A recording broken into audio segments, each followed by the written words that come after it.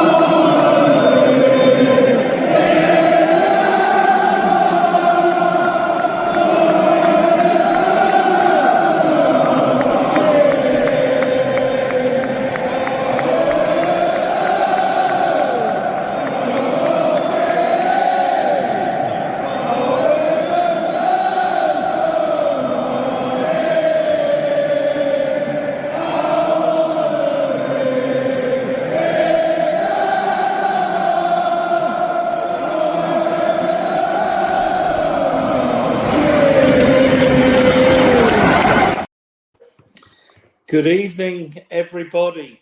Welcome to the Sunday night edition of Spurs Diehards TTID, Tottenham Till I Die. I'm in a mood for a rant tonight, so I don't know about my guests, so I better introduce you first of all to the guests. We've got to start at the bottom first. On the left, someone probably a number of you will know, Harry Scarfy. Good evening, Harry. Good evening. Thank you very much for having me. Looking forward to getting into it. My first time on this great new channel, so looking forward to getting into it. Hopefully not the last yet. Welcome to you, Harry. In the middle, Zookeeper Tom. He's been on our show before. Glad to have you back, Tom. Yeah, thank you for having me back. Yeah, looking forward to a rant. And of course, on the right, then we have Jose from El Cockerel. El Tel Cockerel. Yeah. El Tel Cockerel, even. Top right, we have Queen Ellie. I'm still in love with you, Hoiberg. Yes, I am. And I've planned the trip to Marseille. Don't you worry. and co-host and co-founder as well, Adrian. Good evening to you, Adrian. Good evening. The dinosaur is in the building. Okay. The dinosaur is in the building. I didn't Historian say dinosaur. I need to say a few special hellos to people in the chat. First of all, good evening, Just a Harmless Potato. Great name, if nothing else. Louis is my 10-year-old grandson, so he's now an internet star. Brian's in the back room. Do you want to just let him in, Adrian? Yeah. Where is he? And we have Spurs GCTV. Good evening, Phil, and to you, Scott, Mark, one of our admin team. Good evening, Mark. Nita, always good to see you too, Nita. Ronnie, big up, Coys. Chris Peters, welcome panel and evening panel, and evening to you. And I think that's covered everybody off for now. The last person, probably some of you don't know, on the bottom of the screen there. My grandpa is so cringe. Somebody who has a higher media profile than Donald Trump. So a welcome to my friend in Toronto, Brian Daigle. Good evening. Good evening, Ian. So good evening to all the panel. Good evening to Daigle's in the house. The Daigle's in the house. Good evening to everyone in the chat. And Ian, I'm looking forward to this one because you said you're going to be the one ranting. So I'm going to rant. Just little old me here, going to sit here, got nothing to say. I look forward to seeing this. Yeah, well, we'll let you say if you think I'm talking rubbish. Good evening, Colin. Sorry to see you're not well. So. Let's go have a look. I'm not happy. We'll talk about the game in a second, but I'm not happy because I saw the goals that we conceded, and I'm going, it's the same old vulnerable at the back, set pieces, absolute rubbish. And you go, what are we learning? What are we coaching? I'm also angry because I saw the 3 established midfield players that should be our starting lineup in midfield of Maddison and Sarr and Bissouma totally outshone by the kids that we've got. So I'm not a happy bunny. I'm not a happy bunny at all. So we will talk as we go through the night, but you've got an idea of what my agenda is. And people in the chat as well, by the way, please give your comments in.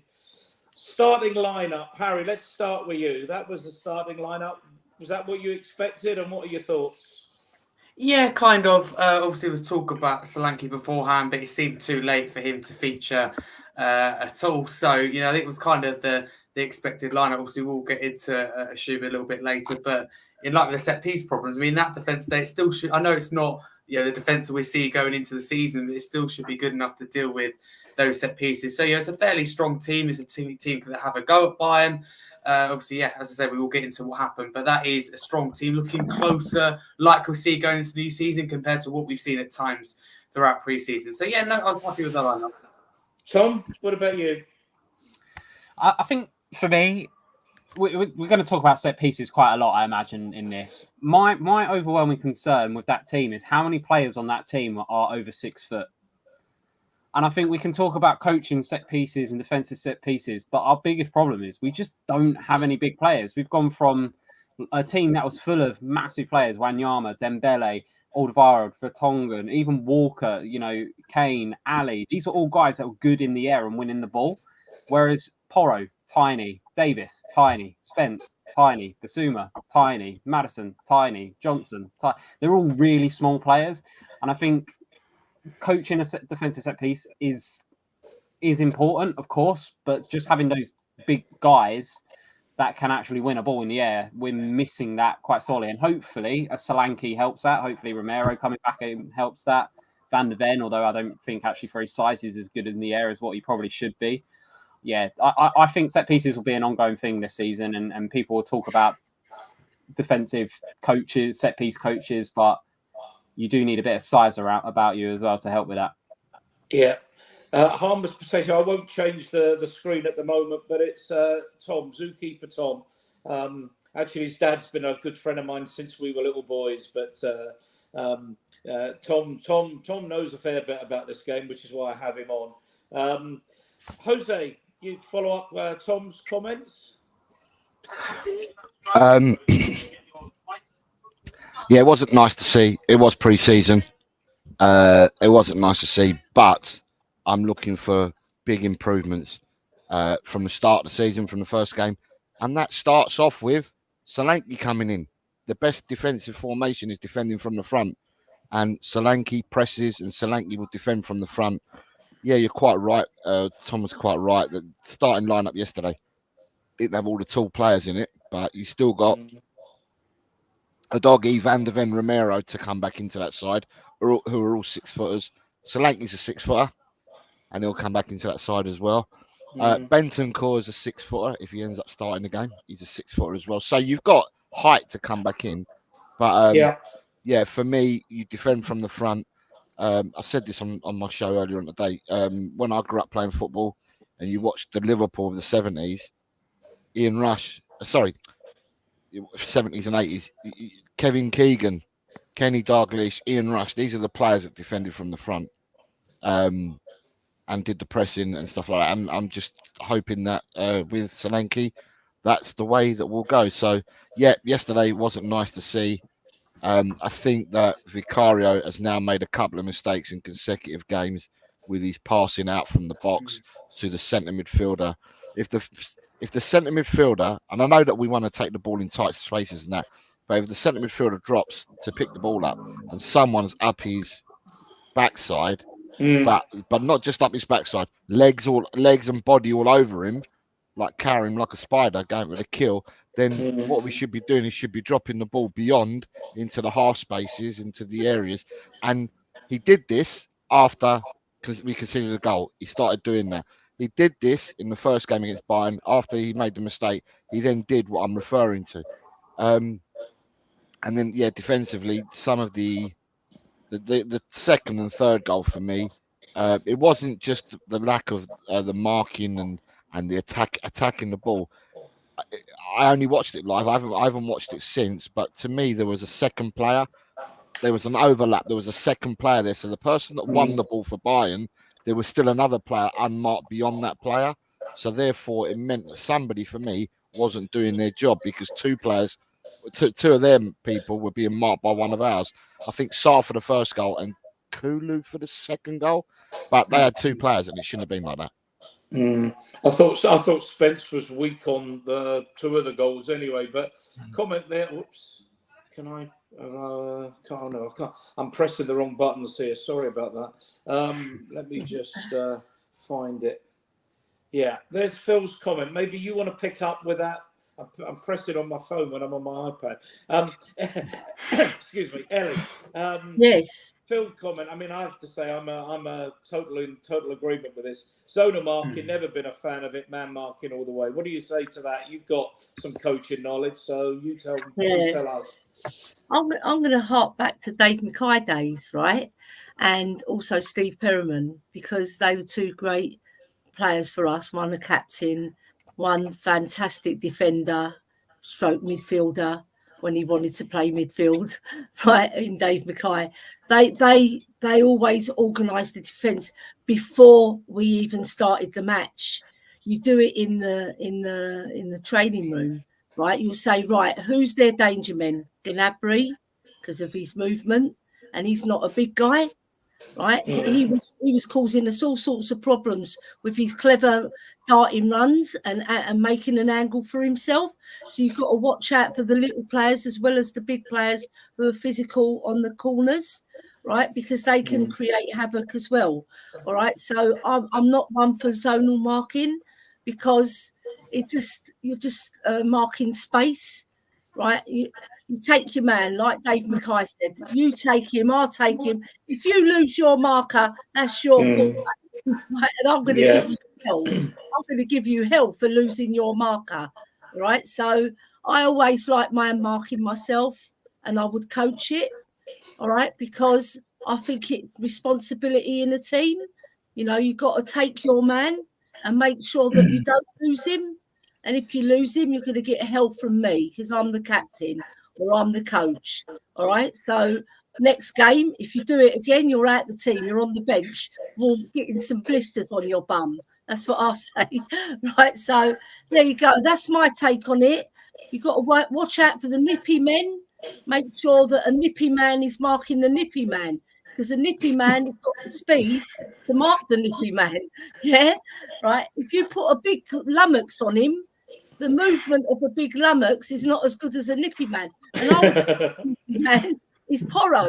Porro is very nippy, right? So I always feel you've got to be organised before you start the match who you're going to be marking.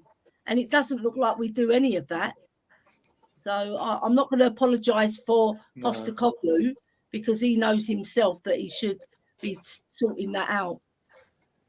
Going on Ellie's comment, for anyone old enough to remember the late great Terry Wogan, he used to take the mickey out of football commentators in the World Cup and stuff like that. And he says, the commentator says, and he finds Spacewell. What number was Spacewell? You know. So anyway, Adrian, you've got a fair bit to get your teeth into there. Zonal marking, height of the team, lack of concentration at corners and set pieces. What do you think? I was exasperated with this game on the left, especially because Gnabry was getting so much room on their right. And it wasn't just because of this game. He got so much room on the right in the last game against Bayern as well. Yeah. And again, twice down the left, they was finding a ball down their right, our left to him, because where was Jed Spence? He's coming as left back. Where was he? On the third goal that Muller scored, Jed Spence is standing as left centre-back. And we've got a zonal marking line, which is really doing nothing. And even Decky came back to help out at left back. So I'm not best pleased. I mean, like Spence looked good when he was going forward, but he's got to improve the defensive side of his game. Having said that, there's hope. I believe we're keeping him. I mean, I was very critical of Porro when he first came into the team, especially the away game at Leicester and Newcastle. Those 2 games, he was awful, right? Yeah. But he has come on bundles, and I'm glad I'm eating my words because he's technically a very, very good player, right? And he's adapted his game and he's improved. So can we wait for Spence to do that? Well, it was good to see Doggy back, right? Trying to drive forward. But we had a lot of issues, and it's like losing the ball again in midfield. It's a question of getting back, the recoveries and all that. Too slow. We caused ourselves a lot of problems, and the goals we give away, they were soft. They were really soft goals, So I'll leave it there before I go on too long. Say that again. Have you frozen on me? You need to go to Brian there, Ian. He hasn't spoken. Yeah, okay. Right, well, fine, Brian. Let's bring you in. Did you manage to catch the game? Yeah, I did. I watched the game. Everyone's talking about the defence. What I will say, Jose said about not having the tall players out. We had all the tall players out last season. It doesn't matter. It doesn't matter who we have out. We leave that far post. I think we're going back to COVID days and we're social distancing from the far post. Because we do it time and time again. It happened through preseason. It happened last season. And it looks like it's going to happen again. And obviously, Ian, you and I have spoken many a time because obviously you've seen Andrew very, very close quarters. This is, and he's got to address this. Because if you look at it right now, I think every team in the Premier League will be praying for a free kick against Tottenham. Yeah. Because they know exactly what to do. We'll overload on the far post. They'll leave it completely non-existent. And we'll have a field day. And I don't blame the teams for doing that. When you find someone's Achilles heel, you keep banging the pressure on it. Yeah. And this is a game of football. Now it comes to the Premier League where the game is over, the time is up. It's now business time, and he needs to address this because it is a huge Achilles heel in Angie's side at the moment. Brian, let me go through some stats. I didn't know these only came in on the 7 hours old. This tweet, but I only picked it up just before we went on air. And I'm going to bring you all in on this because I think it's really significant. In the 19 Premier League games that Porro, Kuti, Van der Ven and Udogie played together, we conceded 20 goals. So just about one a game in the 19, the first choice back 4-5 if you include Vicario played. In the 26 games where 3 of those 4 played, we conceded 33. In the 12 games where 2 of those 4 played, we conceded 30. So I don't know if anyone wants to come in on that. I know you start, Brian, and then maybe I'll bring in Harry and go back through the panel. But that would suggest that the biggest problem is the lack of depth in the squad.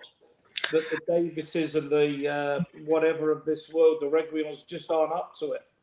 You could also say in the lack of depth. If Van der Ven's injured and you play a high line and you take the fastest man out of your defence out, you're going to get caught. You're going to get burned. If you're going to play so expansive and have your fullbacks so high up, you need to have a rock hard midfielder, a Paulinho, for example. If we do Spurs terms. A Wanyama, a Dembele, a Sandro, a Dave Mackay, like Queen Ellie mentioned, and you can go back, and Alan Mullery. You need a midfielder in there to give them the space, not give as much space, so that we are so open to get to that back 4. It's ridiculous. It's insane. I remember when we had Pochettino. I really didn't like seeing Danny Rose to start off with at left back because he was brilliant going forward. And this is when I was going all the time. we got exposed down the left-hand side, or their right, because he was out of position from being so far up the pitch. We need to find. Mark's just mentioned another one, Graham Roberts. If we're going to play this way, we need a midfielder that could be a battering ram and support them. You cannot keep doing this. We are so open. We are so exposed that it doesn't matter what defenders you get in there. It's going to be like it's like a hot knife through butter to get through our midfield at times, and it's not. It needs to stop. Harry, you want to come in on that? You're on mute. Yeah, Harry. Sorry. That's my fault. I completely agree with what Brian said.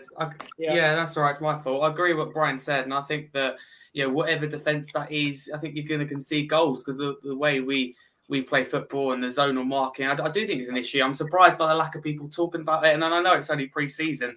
But this is an ongoing issue we saw last year. It's going to be an ongoing issue whether we like it or not this season if it's not addressed. I don't know how many warnings you get. Okay, it happens in one game where you concede 1-2 goals in set pieces. That North London derby, unacceptable. We lost that game because of set pieces, whether people like to hear it or not. We conceded 2 goals against Arsenal. We conceded 2 again from set pieces against Bayern. In that Arsenal game, there's only a doggy in that whole back five that was missing. And, I don't look at a doggy for height or, to win the ball. So ultimately, we're leaving players unmarked. We're very easy to score against. And that's ultimately the problem. Last season, we didn't have the depth or the quality in attacking positions to go and get the second goal, put the game away. So then we were conceding in situations like this. So I hope that maybe Solanke changes that. But it is an ongoing issue. And I think whoever you have in there, it's not good enough. Of course, the players have a responsibility. As Ellie was talking about earlier, I'm going to go with him. And you do take the responsibility when you're on the pitch. But a lot of it is down to the manager, the way he sets up to play. And he's already said he doesn't last season. He didn't see it as a difference maker from taking us to, from A to B. And that, for me, is concerning to hear because it is an issue. It's an issue that the manager hasn't addressed. And that's quite disappointing.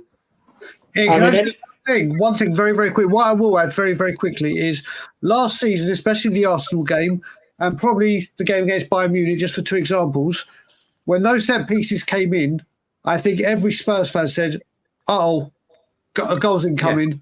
Yeah. You, as fans, we can see it. As fans, we're like, and if we can see it, why is it not being addressed? If we can clearly see it. I mean, everybody that knows me on social media and in chat, in the streams and what have you, knows I'm a huge Ange disciple. But one of the reasons why I said I was in a mood for a rant tonight was I can't defend the guy if we keep, the definition of stupidity is to keep doing the same thing and watch it fail time and time again. And if we keep doing the same thing, people say, Angie's going to be out. Angie's going to be out. But I don't see it. But if things don't change, then, Tom, we're going to be looking for a new manager again, are we?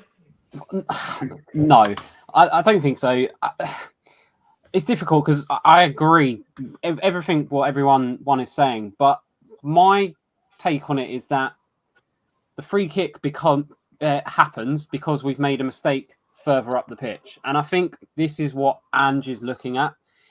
I think he, rightly or wrongly, he is being stubborn, but also he is sticking to his guns. And I think if we're doing everything perfectly right with maintaining and holding on to the ball and creating chance after chance after chance, and we're still conceding those goals, I think he then will make a problem. I think he is right to say that there is issues in the all-round game with maintaining possession, with creating enough chances, with things like that, which then seems to have this knock-on effect. Of course, look, a quick fix would be to sort out the free kicks, and we should be doing that. I don't know why we're not doing that, although you could argue it's pre-season. Is there other things to work on in pre-season? I don't know. I'm not in the football club and doing all of that stuff, but it so many times. I mean, one of the goals we conceded because of terrible playing out from the back.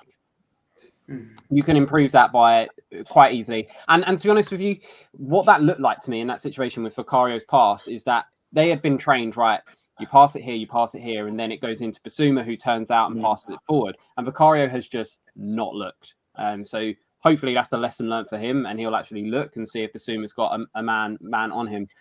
But I mean, the 2 free kicks that we conceded from yesterday, I'm fairly confident both those free kicks were given away by Dragusin diving in pretty needlessly. So if you want to solve a problem of defending free kicks, well, don't give away stupid free kicks in the first place. Don't lose the possession high up the pitch or in the middle third is where we seem to be losing it at the moment. You know, Son is great at getting the ball and trying to take on a man, but he's not a guy who recycles and retains possession, which is where your players like your Eze comes in if he was a player we was to be able to get to do that.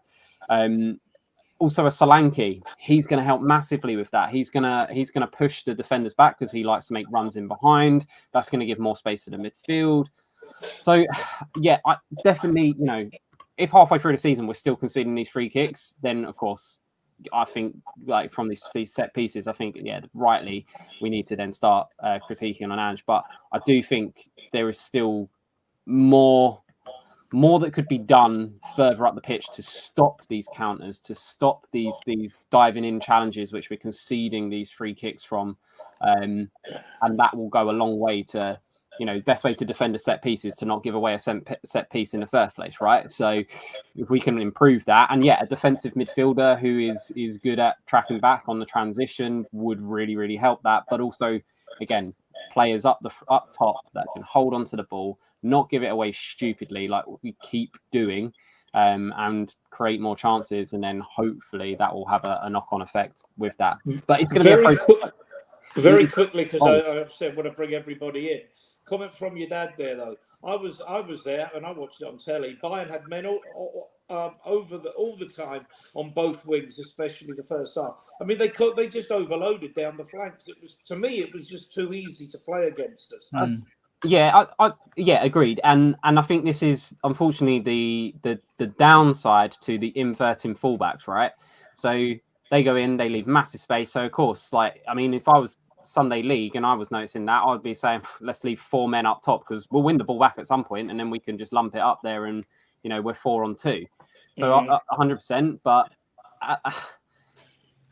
that's again where you need that intelligent defensive midfielder who's gonna step in and make that two at the back or 3 at the back, and also again just if we can retain that possession. But also your Doggy and Porro have got to use their brains a little bit themselves, and you know if they see that's happening, then maybe one of them has to go, one of them has to stay. There's a lot to Andrew's system that we clearly still need to learn, and I think he has said that. All the players have said that as well. So it's not like we've had one season with him and then bang, everything's going to be perfect. Like it wasn't like that. It wasn't like that with Guardiola at City. It wasn't like that with Klopp at Liverpool. You know, Arteta at Arsenal. I don't want to say that word, but you know, things don't happen after one season. So there's still going to be teething issues.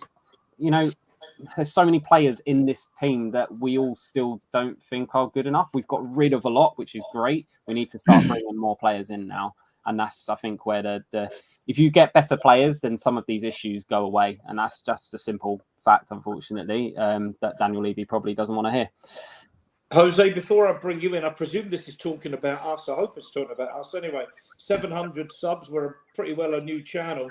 700 subs. There's 50. It's going up all the time. 57 now of you in the chat. So if you've not subbed and liked and subbed, please like and sub. You know, it helps the channel enormously. Jose, there's a fair bit again of comments about style, about marking, about everything about how we're playing. What's your take? Am I overreacting or? So for me, I'm hearing what everyone's saying, and what I'm going to say is that we have recycled in the sense of where we were 12 months ago. We've recycled again.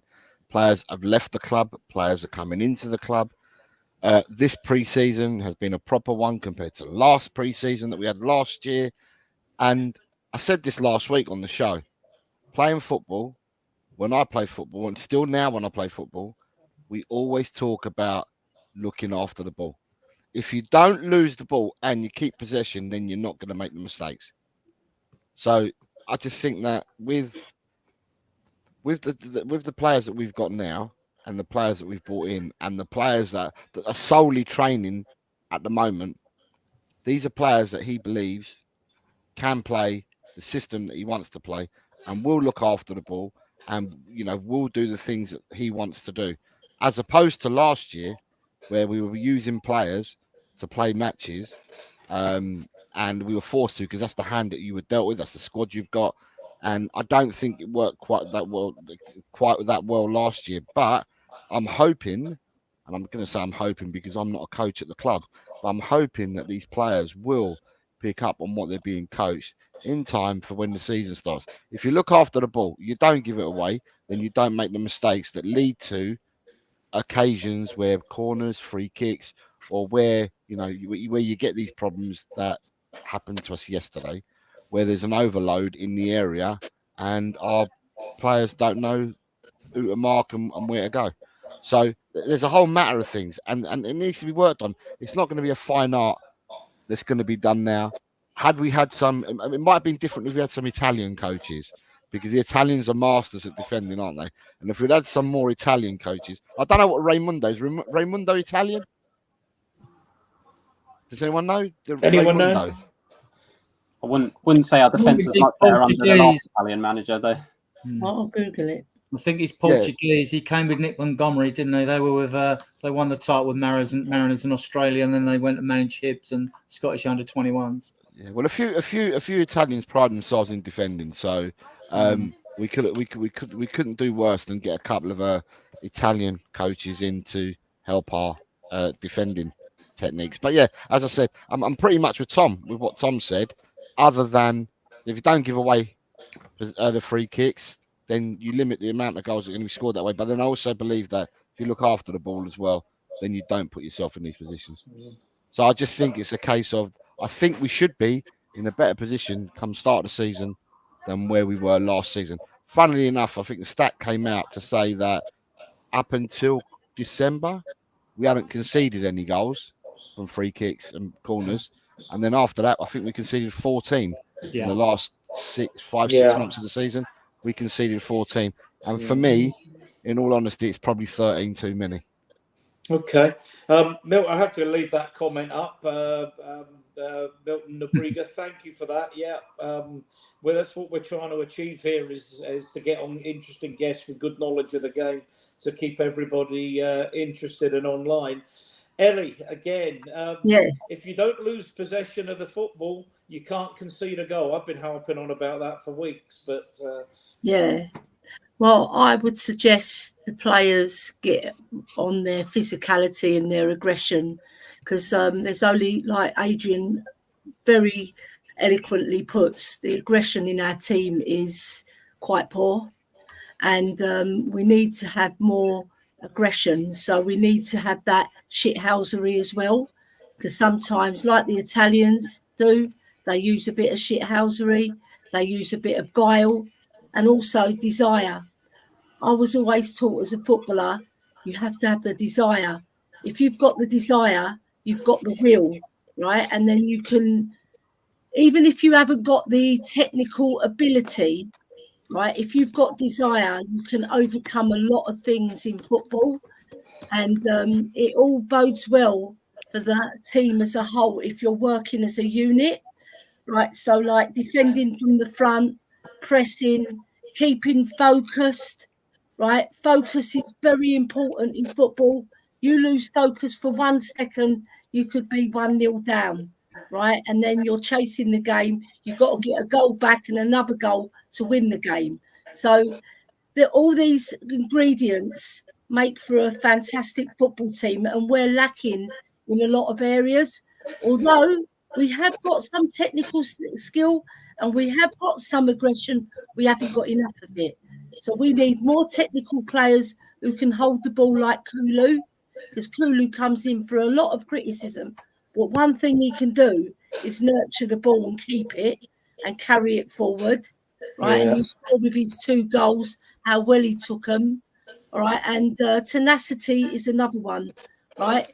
If you've got tenacity, then you will want to win that ball, right? And you win it cleanly, right, without giving a foul, because we gave away so many free kicks through late tackles, mistimed, And you've got to really be focused as well when you do that. So when you go for the ball, and you make it clean. Yeah, so that's about focus. Yeah, and I was always taught that as a footballer as well. But the main ingredients, I think, all the ingredients I mentioned, but aggression, we need more aggression. And I agree with, I agree with the historian, right, that we need more aggression in the team so that we can win more matches, right? Because you see the best teams have got a lot of shithousery. And if you go to Italy, they pride themselves on their shithousery as well as their great defending. Because you saw it in the Euros when Bellini pulled back Saka and he took one for the team, right? So I'm not saying be dirty. I'm saying just do it when you have to do it and use the aggression in the right way to win that ball. Yeah, that's all I've got to say, really. Yeah. For those of you in the chat that don't know, Ellie used to play for Spurs Women a year or two ago in her young days. Yeah, quite a number of years ago, I must add. But it's getting more years as I grow older. Yeah. Adrian, your own thoughts about before we move on, our defensive frailties? Vicario's got to be more proactive. He's got to be partly responsible for marshalling the defence. We overload all the front area of the zonal line, and we let people overload us on the far post. That's not good enough. And the players need to take some responsibility here as well, because if you see players behind you, you do something about it. It doesn't take much at football IQ to stand back. I mean, like Spence being at left centre-back for the third goal and Muller scored. He should have been further back left before Decky come down in a left-back position if you watch the replay. Right? And Decky's got a good football IQ. But those players that were in the line, we had 6 there in the box in one line on that third goal. And 2 of them were in front marking no one. They weren't near anyone. And the ball's not kicked in, so there's no threat there. So they should have all been back at least another 10 feet back this way and marking them. Because I remember Arsenal doing it at our stadium. All the teams would come and were overloading the back post because for some reason we had this mad line in front of them as if they thought the ball was going to come in short and it could be cleared or something. And another thing with Vicario, what he's got to do, which he's stopped doing, which he was so good at. When we played Brentford away at that last season and Romero went off and all that, he was throwing the ball out. He threw the ball out to the halfway line and his distribution was quicker. It's slowing down now. He's starting to look around too much before he gets rid of the ball. And that's allowing teams to press our defenders. And when he's bowled it out a couple of times, it's gone wrong and it's resulted in goals against us. He's got to do things. He's got to be more decisive, more proactive, and he's got to do things quickly. I mean, Lloris, for a great goalkeeper he was for us, he was a right diverer, wasn't he, when he had the ball? I mean, and teams would be well set before he even give the ball out. And the longer he waited, the less opportunity he had for getting rid of the ball. I mean, I'm all for, I don't agree with Ange in every respect. I get why we want to play out the back. You keep possession. When it works, it's great. You know, I get all that. But there are times if your players are really under pressure, hoof it. I know the reason you don't, because then it becomes percentage football. Either you win the second ball or he's frozen again. Hoof it. Yeah. Sorry, you froze again on me. Right. Yeah. All right. Who froze? All right. Okay. All right. I'll stop there. Harry, I'll bring you in quickly because I know you need to shoot. So if I get you to talk, I put out what I thought was the I don't think I've spelled you're right, but the significant substitutions in the second half. I mean, a couple of points. One, we went to pretty well to our regular back four, and suddenly we looked a lot more solid. If you want to put it that way, we won the second half 1-0. Yeah. And the kids, so I mean, well, the kids that came on, the Bergvalls of this world, the Moores of this world. I've left out Gray, haven't I? Because I'm an idiot. The Greys of this world were far better than the players they replaced. They were, yeah. I think the young players have done very well because it is only pre-season, but I think what we've seen is very, very promising. In particular from Bergevall, very consistent. More we know, I think we were talking about potential generational talent here. I think Gray's done well and just clearly trusted him in other positions when we've had players unavailable, for example, at centre-back. And he's done very, very well and stepped up to the plate. But yeah, we looked a lot calmer when players like Romero and Van der Ven come on. Right? Not many minutes under their belt, if any, in pre-season, just come back, but they already had that calmness of defence. You saw Romero, one of his tackles as the ball was going out of play. We knew Romero was back from that. So no, I think it's really, really good to see. So those substitutions all had an impact. So yeah, no complaints at all, really. I'm thinking Benton Court will be interesting to see what kind of season he has and how much minutes they get to play. But we got Leicester, it's not long. It's like 8 days now for Spurs. The season starts before that we play last. So it'll be really interesting to see what that lineup is. Where I'm really interested to see is that midfield, because if it's based off form, the likes of Maddison simply do not start, and the likes of Bergevall do start. But I really want to see what it looks like. I've been one saying that I think it's too soon for Bergevall to start, but the more games I've seen and the more, whether it be compilations or highlights that I see from, in particular, Bergevall, it does look very, very good. But no, all the substitutions, I think, done quite well. Yeah, sorry. Just before you go, 2 things, I think, if you've got time. What do you think of Ollie Skipp? You're only yesterday, but in all of the pre-season games, because he seems to me, whether he's played at left back, centre half, right side, midfield, centre midfield, he's given 110% and been at least as effective as some of the so-called better players. Yeah, I think he's done well. If I'm totally honest with you, I wouldn't be opposed to listening to offers for him. I think for his sake, we obviously. Yeah, when you're the Spurs boy, if you like, and your boyhood club, it's very, very hard. We saw it with Harry Winks, but I think sometimes you have to accept that we're probably not going to give him the minutes that he wants or needs for his career. So I think elsewhere, maybe lower down in the Premier League, a lot of clubs have come up that may need a midfielder. I think would suit Skipp, but I think Ange really, really likes Ollie Skipp as a player to come in and play numerous positions. So it would be left back at Anfield when Royale's made a mess of it and then fought for 3 goals. So I thought Skipp has done well, been used in a lot of different positions, and he's done that with a couple of players. I mentioned Archie Gray as well earlier, and it's nice to have that player where you go, they're experienced enough, they've got the quality to be able to trust them in numerous positions. You need that player where you go, you can play there, and play there. And he's one of those players. So no, he's done well. He always gives 110%. That's what you're guaranteed with a Skipp, and that's good to have. That's what you should expect off of every player. But sadly, you don't quite get that. If you want to nip off Harry, you want to plug your own show. I know you've got a successful show for a young man. Yeah. No, firstly, thank you very much for having me on. It's fantastic. Do subscribe to the Spurs Diehards. I've just checked, and if you hit over 700 subscribers, that's fantastic for a new channel. So congratulations on that.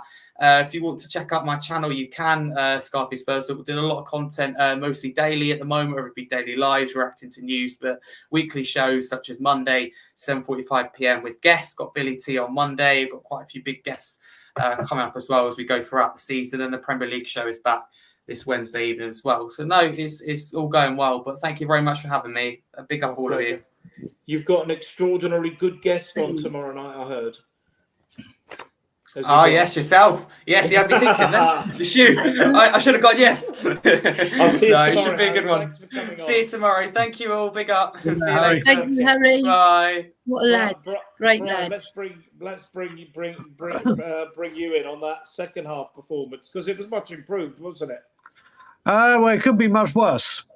Let's face it. It couldn't. If they'd done worse, they'd have really turned out a rotten performance. It's a shame that it's come to this where, well, not a shame, but the youngsters have outshone the first teamers. They really have. If you're looking at who's had the better pre-season, prime example to give, my boy Alfie Devine. Everyone had forgotten about him because of going out on loans and wanted to see the younger ones that have been thriving. He's come and grabbed his place. So many of the others. It's just a shame that we've had to see this, because I would have liked to have seen our first teamers really, really put in a performance yesterday, and really get more than 45 minutes to go. Right, we're ready and raring to go. They haven't. Apart from Kulusevski, who's obviously got the goals, and when he's playing centrally, he's a different animal to the Dejan Predictability we have when he's on the right wing. It's the youngsters. I can see people in the chat as well. Archie Gray, I've been impressed with. I have been very impressed with Archie Gray. Yes, he's given the ball away a few times. He's looked better actually in defence than he did in midfield. But I believe there's some talent there. And as you said, seeing Destiny come back, seeing Romero and Van der Ven come back, it was always going to be better. Hearing that, it does make me laugh when people say we won the second half. If only that was a real thing. If only that was real and we got 3 points for that, it would be wonderful. Like I said, they've just got to pull their socks up because we can't. If we attack the Premier League the way we've attacked pre-season friendlies with second half Tottenham again and the youngsters come, we're going to be in a bit of trouble. We're going to be in a bit of trouble very, very quickly. But like you said, it couldn't have been worse in the first half. And at least there was some decent things to take away in the second half. Tom, it's encouraging that we were a lot better in the second half, but it's worrying that the so-called established pros just aren't delivering. Oh, Tom, you're on mute. Sorry, my bad. 100%. It's frustrating. The one thing I've been thinking about is whether or not some of the established first 11 haven't been going full-heartedly in these friendly games, not wanting to pick up injuries beforehand. You like to see your Madisons and stuff like that. Whereas the youngsters, they're trying to make a name for themselves and then go more for it. Traditionally in these friendlies, both teams make a lot of substitutes at half time, so you're getting, a worse team in on the second half from the opposite team and stuff as well. But it's frustrating. I'm not at this moment. I'm not going to get myself too over frustrated about friendly games. I think I said it in a chat a while ago that our pre-season under Juan de Ramos, we were beating teams. I think we beat Barcelona 7-2. We were beating teams left, right, and centre. And then 10 games into the season, we had only got 2 points. So friendlies are a mixture of things. It's frustrating. I think the most frustrating thing is that we've only had our full first team for one game. That's the most frustrating thing. Only having our defense Romero's, your Van der Vens and your Dogies in play, and unfortunately we can only really blame international football for that. So that is frustrating. But you would assume that most teams are kind of in the same boat with that. But it's nice to see the youngsters, stepping up and playing well. Like we said, we've got lots of good youngsters that are there pushing the first team, and I truly believe that come the season, if the first 11 aren't doing it, then Ange is going to be brave enough to shove your Bergvalls in, shove your Greys in, put your your Donleys or your Lancashires or players like that in as well. So we'll see. I hope we get some more players in. I think Solanke will make a big difference. Yeah. And not. I also think what Adrian was saying earlier about just hoof it. Actually, Solanke gives you that option, which we didn't have last year. Like Solanke will chase after everything. He is physically quite good in the air. Not the best, but he's physically quite good in the air, and he will press after everything. And that gives you that option, which we didn't have. Tom, I'm going to come on to ins and outs in a few minutes because we will want to move on. Jose, you said you've got some interesting statistics in the private chat. I have. Right, listen, it's only because of what people have been saying in the main chat. I was talking about possessions, right? So I've got the stats for the top 25 players who gave away the most possession last season in the Premiership. As far as I can see, there's not one Man City player in the top 25. Yeah, but every other team is covered in the top 25. So I was just going to say, just give me one name each, and I'll tell you whether they're in the top 25 or not. for most possession lost in the Premiership. Brennan Johnson. Is not in the top 25. Declan Rice. Kulusevski. Dejan Kulusevski sits at number Shocking. 18 with 506 possessions lost in 36 matches. Declan Rice? Declan Rice is not on this list. Okay, good. I would say No Son. Well, he didn't really get the ball that much, apart from in the box, did he? I would Really? say Sarr. No Son. I'll tell you from the top. Bruno Fernandes has given the ball away more than any other player. He's lost 685 possessions in 35 games. Wow. Second was Alfie Devine, 649 possessions in 37 games. Third is Anthony Robinson, 640 possessions in 37 games. Fourth, Pedro Porro. Yeah, I was going to say next. 624 in 35 matches. Fifth is Morgan Gibbs White, 610 in 37 matches. My boy. Then you've got Thomas Kaminski, Luton's keeper, 604 in 38. Pickford is 593 in 38. Soufal of West Ham, 571 in 36. This is now alarming, right? Trent Alexander-Arnold, 557 in only 28 games. He has got a really bad record. Then you've got people like Paquetá, Guimaraes, then Dwight McNeil, Tyrick Mitchell, Kieran Trippier, 538 in 28 games. Bukayo Saka, 532 in 35 games. Yeah, then you've got James Trafford, Pascal Gross, Dejan Kulusevski, Nelson Semedo, Andreas Pereira, Joachim Anderson of Palace, Wes Foderingham of Sheffield United, who's now with Mo Salah, 461 lost possessions. But if you lose games. possession, Jose, trying to go round a player and get tackled. 100%. I mean, that's a world of difference between pissing about at the back, losing it, and the opposition forward not seeing there. This is exactly what I was players. So pretty much all of those players you said were either a creative midfielder or a fullback. What are those players generally doing? They're either a Fernandes who is always playing that Hollywood ball, trying to play a player in. And I think Fernandes is, I'm hit and miss on him, but he's always trying to play that Hollywood pass through to a striker running on. Your Trent Alexander-Arnold, your Porros, Porro is always swinging in crosses. So he's got every time he attempts a cross, he's probably losing possession because he's got a Heung-min Son to aim for rather than a big forward. I think stats like that are super interesting. I think the ones where they are interesting is a Kulusevski, who is not a player who you would associate with trying to either take on a man or either trying to thread a ball through. He's more a guy who holds on to it and stuff like that, and he's clearly losing possession a bit more. I think losing possession a lot is definitely a really good stat, and it is decent to know. But I think the context of how they're losing is also pretty important. Yeah, you've got to put it in context, haven't you? The players that dare to do, like Adam says. Great. Ellie, if you could take over not the chat, but take over talking for a bit, I can make myself a cup of tea. Yeah. No, that's one thing I'm good at is talking.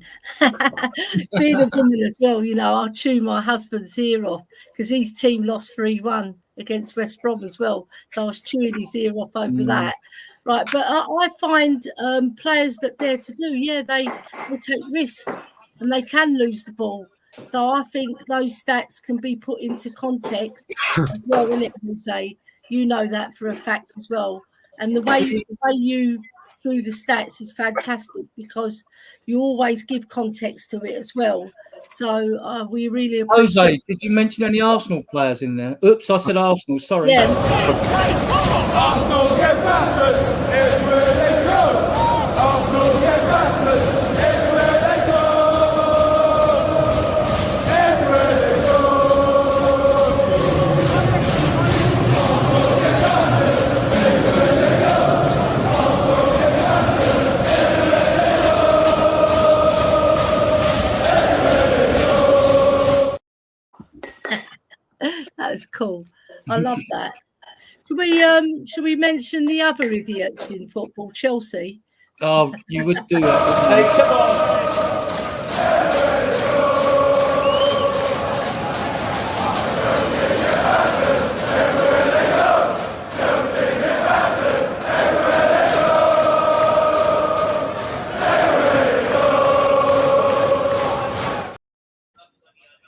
As soon as I go away from the screen, you want to wreck my show, Ellie.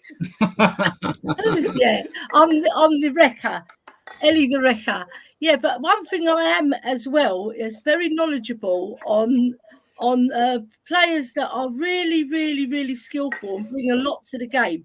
And I would go in defence of Porro as well, because I love him. I think he's all blood and thunder. He takes risks. He's fantastic at joining the attack. Defensively, he's better than most people think.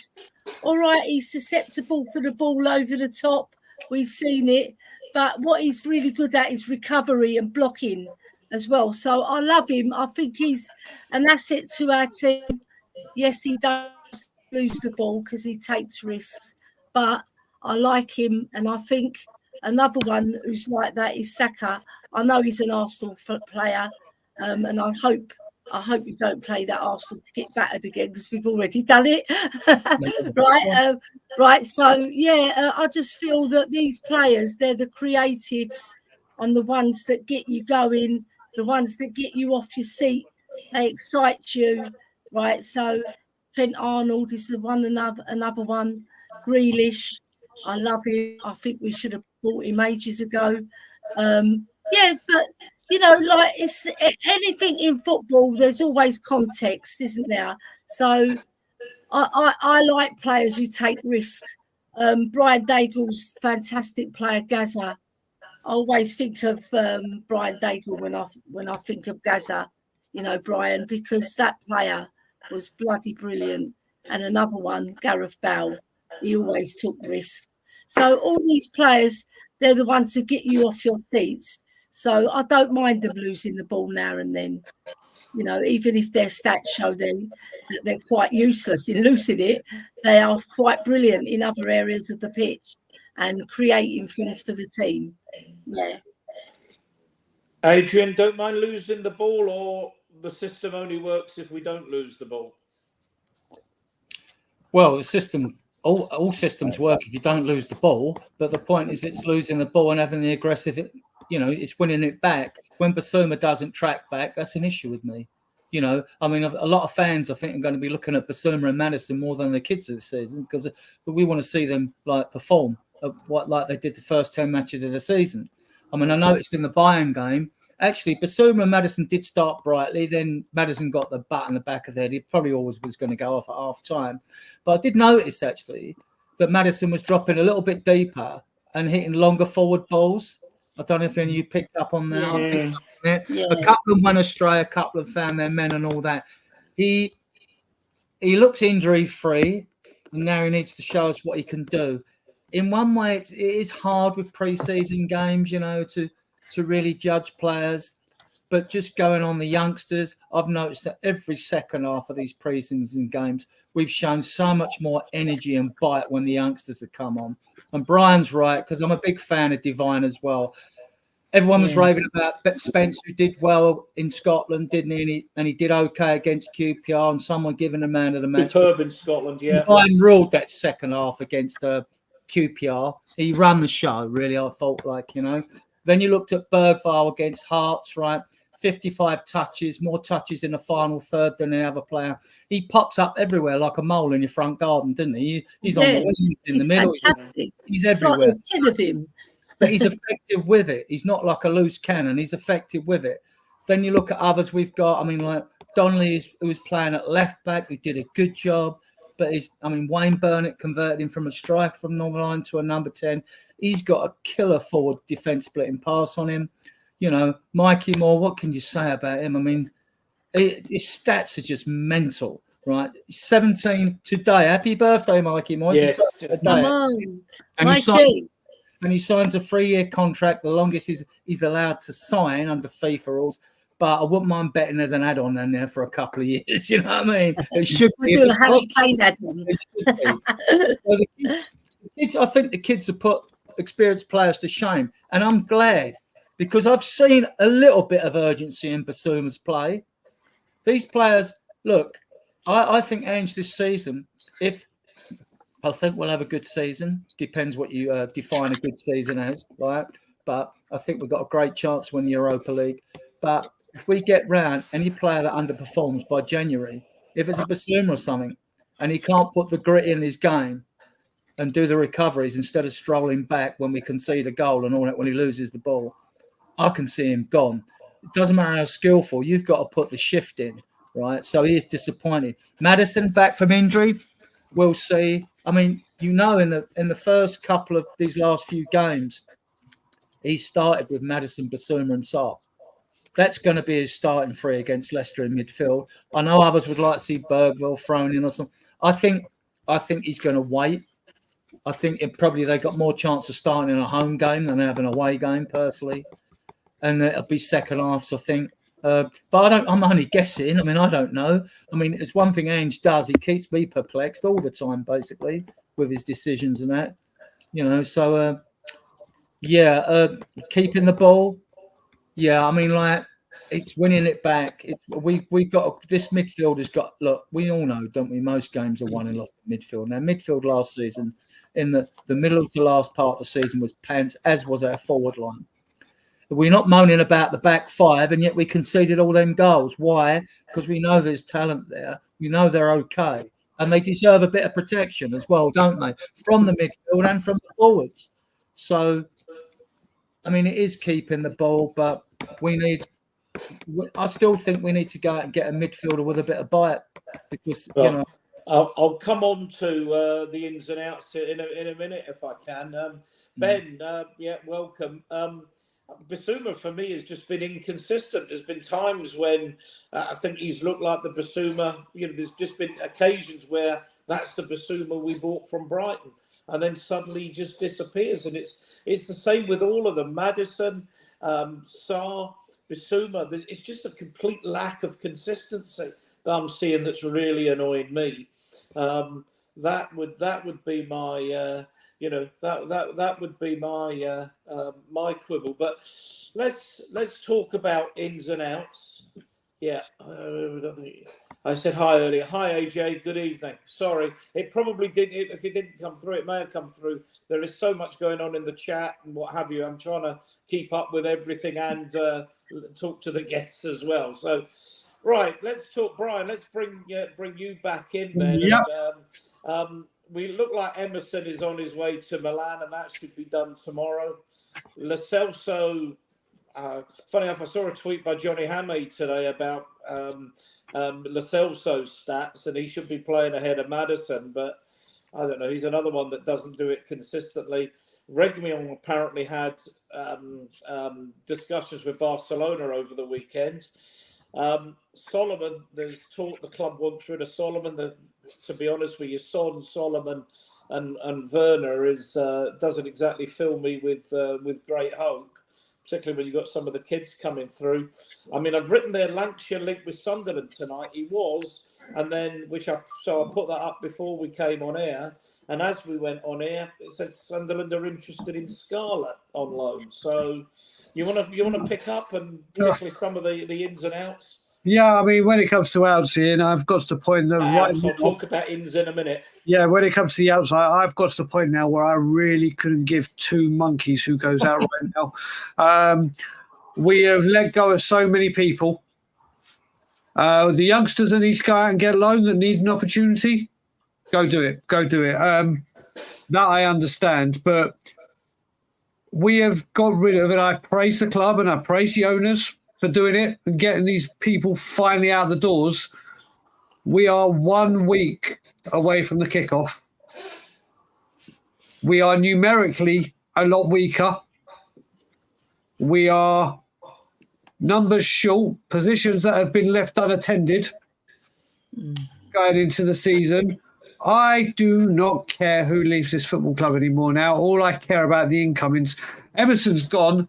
Lo Celso, he's played enough football. He played all summer, so he's due an injury any moment. So I think, listen, Lo Celso will be gone by the end of the window. He'll be back in Spain.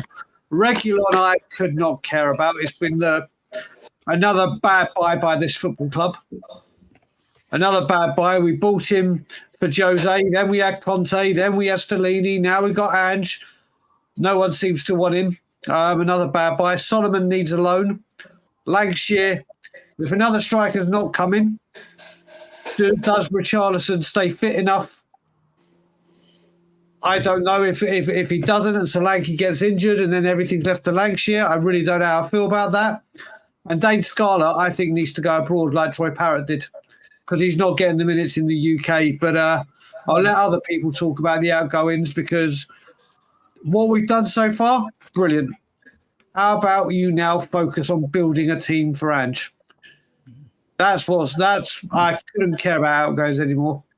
That's my take on it, Ian. I think you might know what might be coming when we talk about incomings. Well, we will, because Ange just hinted at Moles, but we'll come on to that.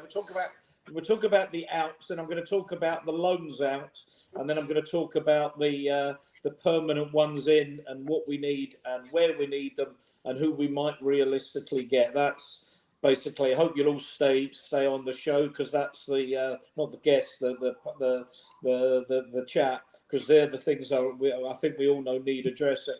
Tom, first of all, outs from the club, permanent outs. Yeah, I mean, much agreed with Brian, to be honest with you. Like, we've got rid of players that we've needed to get rid of probably a few seasons ago. But I think, hallelujah, we finally got rid of them, because actually what the focus can be on now in the next few transfer windows is getting the, hopefully this transfer window, but over the next few transfer windows is getting the players in that we need, rather than going, well, we can't get that player because we've still got Ndombele on the books, or we can't get that player because we've still got Lo Celso on the books. You know, a lot of the times it looks like we've missed out on players because we physically cannot fit them in, although Chelsea don't seem to get the memo on that one. But going out, Emerson, couldn't care less. Lo Celso, I think, is a very good player, but only manages 10 to 15 games a season, which is just not the best ability is availability. We need someone who's going to be available all the time, and he's not it. Solomon, I don't care what happens with him, to be honest with you. The few games I've seen him play for us, I haven't been impressed.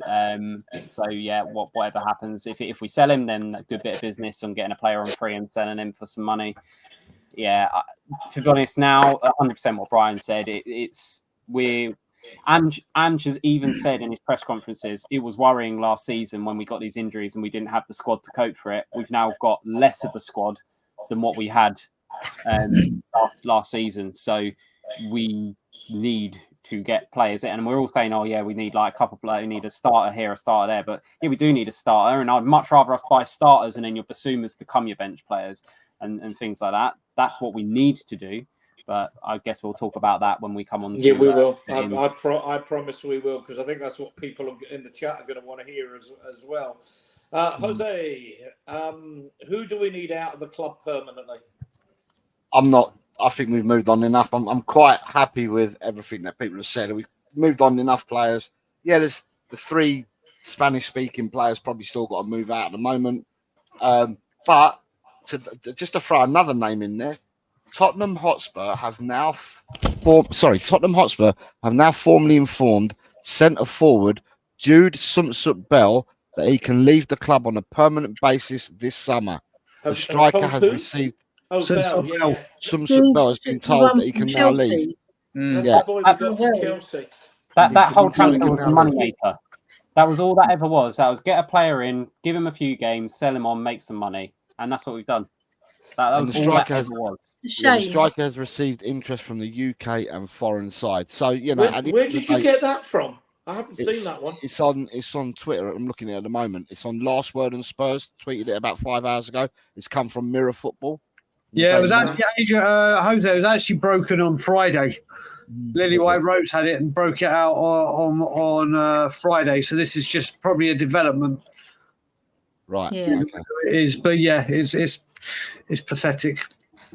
So yeah, at the end of the day, yeah, we know there are some players that still got to leave, and whether they go or not, I don't care. But I'm not seeing, I'm not hearing because I'm not close to the club, but I'm not seeing plenty of suitors coming in for the free players. So your Reguilon, Lo Celso, and that I'm not seeing all these suitors coming in for him. There's talk that there was, in the past for Lo Celso. Reguilon, Barcelona looking at Reguilon. Really? Is that the best that people can come up with? And Galatasaray. I'm just and Galatasaray. I looked at. Sorry, Adrian. Just one thing. I've just put Twitter on or X based on what Jose was saying, and it's just flashed up from Spurs Express that Emerson Royal has arrived in Italy ahead of his medical and signing tomorrow. So that looks here we go sometime tomorrow afternoon, I imagine. I think at the end of the day, you can do 8 foreign loans, I think, is what you can do. We're nowhere near that at the moment. So for the kids that we're not going to keep, that we're going to give a loan, then so be it. The other players that we can't move on, if you can't move them on, just don't put them in your squad and just get some players in that can make your squad up, is what I'd say. So just bring players in that we need. Forget about the players that are going out. If they don't go out, they didn't. Just don't put them in the squad. I mean, at the end of the day, worst case scenario, you can sell them for dirt cheap to a Turkish club after the window closes here in England. Yeah, but just get players in. There was a comment there. Let's get to the dry roasted peanut. Let's get to the ins. We will. I promise you, we will. I promise you, we will. Let's take Adrian first. Adrian. Okay, my take on this is a little bit of a take, right? We've still got Reguilon and Lo Celso to go. They'll go. Reguilon will go because left-footed players are always are always needed out there. There's always a shortage. Lo Celso should go. He had interest from real bettors before, and obviously his buddies managing Aston Villa now in our memory. Lo Celso's going to go. Brian's right. They'll go. Right, this is my take on the transfer window and why we should still be going in there big, right? And there's no excuses for the club not to do this, right? We got rid of Emerson. We know he's going for 15 mil, right? That's with the add-ons. Højbjerg's going for a similar amount. That's 30 mil. Parrott's gone for 8 mil. We know that's 38 mil. Rodon's gone to Leeds. He would have gone for about 12, right? That's 50 mil. Now, we might have got a token fee for Niall John to the second division Portuguese or Spanish club, or Santiago, and we know Gil's gone off to Spain, right? And it's not just the 50-odd million, guys. It's the fact that we've taken them all off the wage bill. So you can add that. So what have we actually spent? Well, we got Graham for 40 mil and Yang Min Hook for 44 mil off the 5th mil. We made a profit before we even went in for Solanke at 65. Solanke's not an overwhelming or an underwhelming signing. He's not a £65 million signing in my mind. He's more 45. But that's neither here nor there. We've got him. We needed a striker. There's a shortage of good strikers out there. We went and got him. But as we've only put 30 mil down on him, and we still had 6 mil profit, we spent about 25 mil of what should be about 120 million transfer fund. I want Eze and I want a left back. Hang on, you're far too far ahead. Final stop there. Move back to you. Yeah, you're way too far. I want to come on. I'm going to come on to I want to know who's going out and the loans. I'm going to come on to the loans. Then we're going to have a good chat about the incomings that we need and we think we can afford between now and well, I won't run. I'll try not to run over 2 hours. Well, there's only Reguilon and Lo Celso to go now. Is there anyone else, Ellie? Reguilon, Lo Celso. We've got rid of Hill. We've got rid of everybody apart. I think that's the only 2 that's left, if I recall. Do you know what though? I would love to keep Lo Celso because even though he hasn't shown a lot as a Spurs player, he's very good at possession and he's very good at moving the ball quickly. He is an Ange style player. He just has to get his mind right and his mindset to play for Spurs because it always seems like he doesn't really care whether he plays or not. That's the problem with him. But he's got the skill, right? And just feel sorry that he's going to leave. But in a way, I can understand why fans want him out, because he's never applied himself fully, apart from that purple patch he had with Poch. Where I think he played 20 clear games, 20 plus games, where he was cooking, and you saw the player he could be. And we've always seen the player that he could be for Spurs when he's played for other clubs. That's the problem. But I just want him to do that for Spurs. And if he can, if Ange can get it out of him, because I think Ange does like him, he just doesn't trust him. Trust him, yeah. That's the trust issue, to put in the effort to make yourself put on that Spurs shirt and be proud like he does when he's putting on an Argentinian shirt. So I've heard that many a time said about him when he goes and plays for Argentina. And obviously Messi likes him as well, because he's bigged him up and said that he's a great lad, and he's, we missed him in the World Cup. But I think he's got something, the boy, right? But it's just getting it out of him. And it's a shame that all the coaches that we had, only Poch really got it out of him in that purple patch. Fellow Argentine. Maybe it is time for him to be moved on, because I don't think Postecoglou, I don't think he fancies him 100%. Because you saw it last season where he's just giving him bit parts. And sometimes it can do a player in when you're only giving him 5 minutes. It's like he's quite, what I've seen about him around the club, he's quite a confident lad. I don't think he's arrogant like people say he is, because I've got inside people that know him, right? And they talk about him quite highly, what a nice guy he is. So he does get a bad press with the fans in general, right? Because he, like I said, he doesn't quite do it for us. And I'm feeling, why ain't you doing it for us, Celso? Because everywhere else you've gone, he's even won a Europa Cup medal, hasn't he?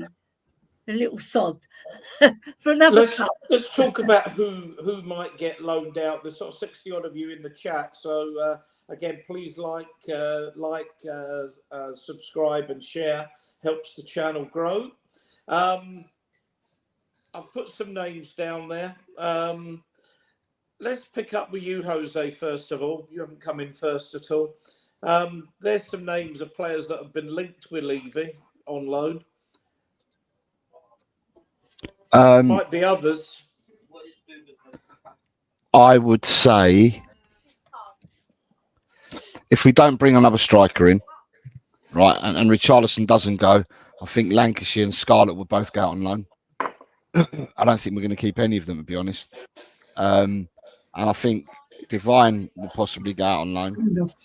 I'm not sure about Donnelly. I'm not sure whether Donnelly goes out or whether Donnelly wants the one that stays. Gray, Bergvall, and Mikey Moore are definitely staying. But it's whether you're going to keep another one as well. So if out of them ones, I would have thought that if we're going to keep any of them, it might be Donnelly. And I'll only keep Lancashire if we get rid of, if Richarlison was to go, I think Lancashire would stay, but we'll probably bring in another forward as well. But I think out of all the youngsters, I think, to be honest, the youngsters have outgrown, apart from Bergvall and Gray, obviously, because we bought them in. But all the other youngsters, they've outgrown the academy. They need loans. They need first team football. They are too good for the 18s and the 21s in the leagues that they were playing in. And they do need the loans. And it's just about picking the right pathway for each player. And that's what I'm hoping that Tottenham have done, that they'll look after the boys and they'll pick the right path from whether it be League 2, League 1, Championship, Premier or Europe, wherever they see the best fit. But just look after them and make sure that they choose the right pathway for them. Because at the end of the day, these are the people that if they go and have a really good season, in the long run, could save us money. Could save us money where we could then prioritise other positions coming forward in the future.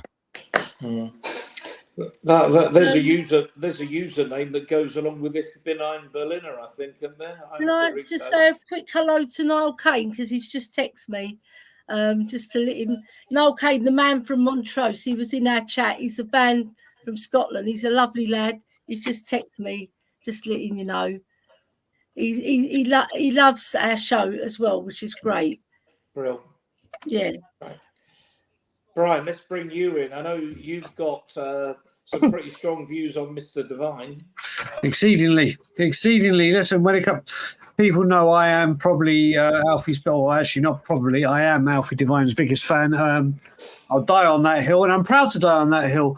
I have been, when he was at Wigan, my parents' very close friend, their son was on the medical team at Wigan, so I used to touch base with him about Wigan about Alfie when he joined. I've been speaking about him since he signed for the football club, and every time he's been with a age group at Tottenham, within 6 months they've had to move him up because he's the best player in the team. He's the best player in the league, and obviously he got his move to Port Vale last year, which I was delighted with. The very first thing I did was on my football app, I started following Port Vale as my second team. So I got notifications if he started, if he was on the bench. He thrived, and I mean he thrived at Port Vale. And it was going to be a season-long loan, but the opportunity to fast-track his progress to Plymouth came up. And it was under a Plymouth manager that he'd worked with at England. So Spurs cut it short, sent him to Plymouth, and he started okay. And then all of a sudden, Plymouth decided to sack the manager that brought him in. Yeah. He hardly got game time. Plymouth fans actually think that Ashley Phillips had a much better loan deal, which he did. I was saying that Alfie Devine is absolutely crap and won't get it. I was like, okay, yeah, you stick to that. I know what I know. Obviously, he had the pre-season that we're all talking about. But what I do know, and I know this very, very reliably, when he came back from Plymouth, Tottenham Hotspur were both annoyed that Alfie didn't do enough to impress Plymouth, but they also took into consideration that he went to Plymouth to work under a manager and they didn't get the manager. They know how good he is, and the idea was to send him out on loan again this season. Obviously, he's had a very, very good pre-season, but he will be going out on loan again. So Alfie will go out on a season-long loan. I'm hoping and praying, and I've even said to the team that I think he'll be brilliant out. I hope he goes to Luton. They've lost Ross Barkley. They play great football under a young manager. I would love nothing more than Alfie Devine to go to a Luton. I would say go to a Watford, but they changed 85 managers a season, so I don't know if he'll get all the game time. At Leeds, he'd do very well like we did with Joe Rodham. He needs to go, and we need to get assurances like we did with Sessegnon when he went to Germany that he's going to play in the position that Spurs want him to, and he's going to get regular game time. So as much as I want Alfie to stay, I'm kind of, Ian, it's been with me kind of head over heart. My heart wants him to stay and fight in the Europa League and the cup competitions. But that's just me being very, very bold. I think the best thing for his development is go out and get a season-long loan in the Championship, shine in the Championship, and then come back to Spurs. So I think that's what's going to happen. And I've got all my fingers crossed and toes that he goes to Luton. I'm a little bit surprised you haven't said under no circumstances should he be loaned out, because there's going to be game time in League Cup and Europa League and stuff like that for him. I would have said that, but you know what? The way I'm looking at it as well, I'm one of the guys that say, and I went absolutely nuts that he experimented against Fulham, and I was unfortunately at that game when we went out of the Carabao Cup, and I was fuming that we didn't take the cup seriously. Now, if Alfie Devine played in it, I wouldn't necessarily say he's not taking it. It depends who he's playing around. Like I said, I think he's already better than Ollie Skip ever will be. I need to stop you, Brian. I need to stop you. Yeah. And the reason is my phone has just flashed up with a Sun Spurs player filmed star on hippie crack. Tottenham Klopspur. Spurs ace Yves Bissouma. Don't get me started on this, man. After what I've been hearing, yeah, go on, sorry, Ian.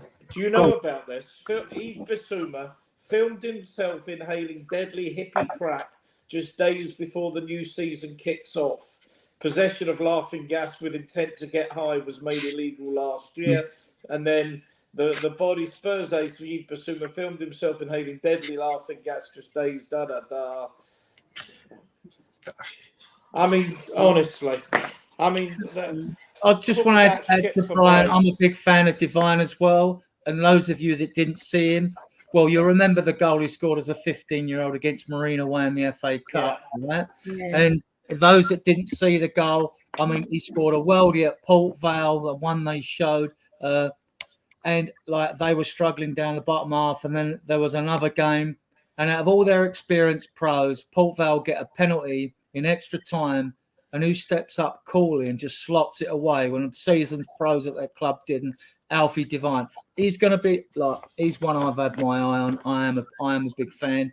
I expect him to have a good career, but like all these players, we wait and see. The only thing I'd say is that whereas Gray has earned his Spurs sort of in the Championship before he can take the step up, and whereas young players in Europe like Bergvall, they get pushed into their first teams earlier because their clubs haven't got the money to go out and buy replacements or players that they need. So Devine's about a year behind them in his development, I think. So he needs to go out on loan. He does need to go out on loan. That's all I'll say on it. Tom, I haven't heard from you on this, have I?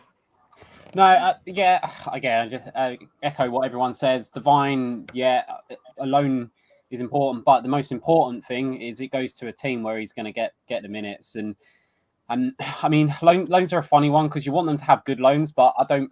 Harry Kane, probably our best ever player, he never had a good loan. Like most of the teams that he had a loan at, they all hate him because of how bad he was for them, and then he turned out great for us. So I think just Alfie Devine, he needs that men's football, Championship. He can pretty easily he'll smash it at that level if he gets the game time, and that's the most important thing. So I think with any loan, it's just ensuring that the players are going to get the game time. Like, I mean, Veliz going to Espanyol just seems like the most stupid loan ever. Like, that's just ridiculous. Another one that we haven't mentioned is Ash Phillips. Apparently, he's been with Celtic today out on loan. So make an he's awful going lot around of the sense. Celtic forums apparently. But yeah, I was surprised he didn't play. I'm surprised we played Ben Davis over him in the friendly yesterday. It seems a bit bizarre.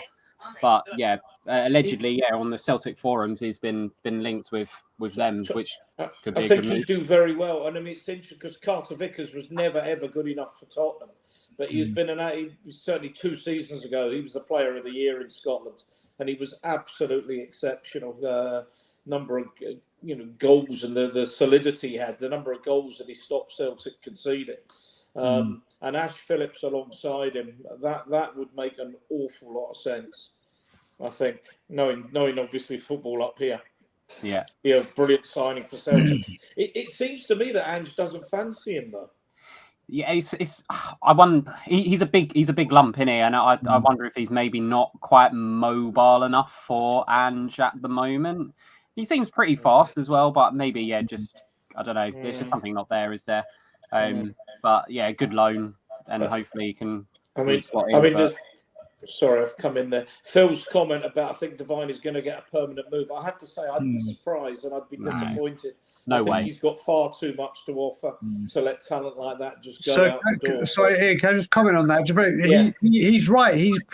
From what I've been told and what I know, Alfie Devine is very unhappy that he's not getting. Not unhappy, I don't want that he's not getting first team football. That doesn't mean at Tottenham. He went to loan on Port Vale, where he's playing regularly. Went to Plymouth, then that changed with the manager.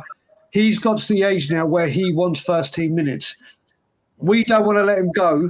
He is wanting to go out on loan and get regular first team minutes. It's not if a player of his standard and his caliber and coming through isn't wanting first team football, that's when you start worrying. That's a worry.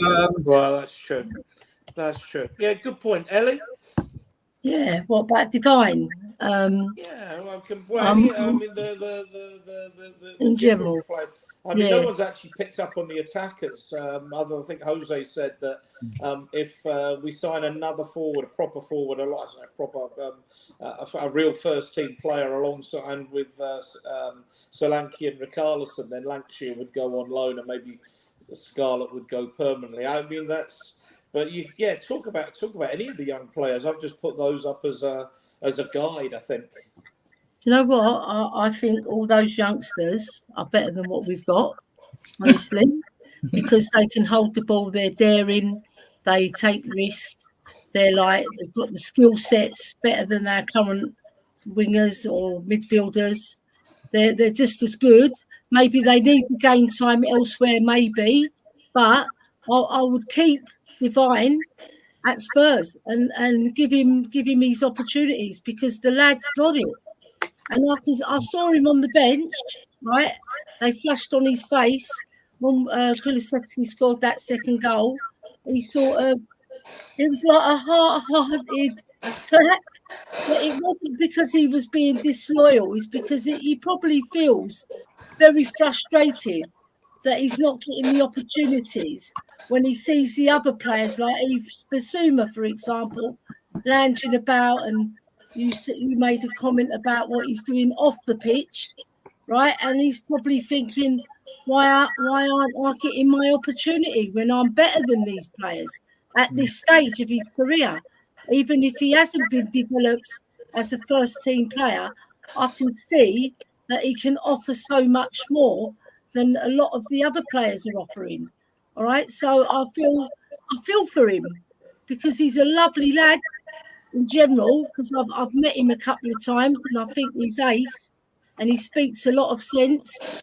And I just think he's probably very frustrated, like the other players, like Donnelly, for example. That boy's got skill.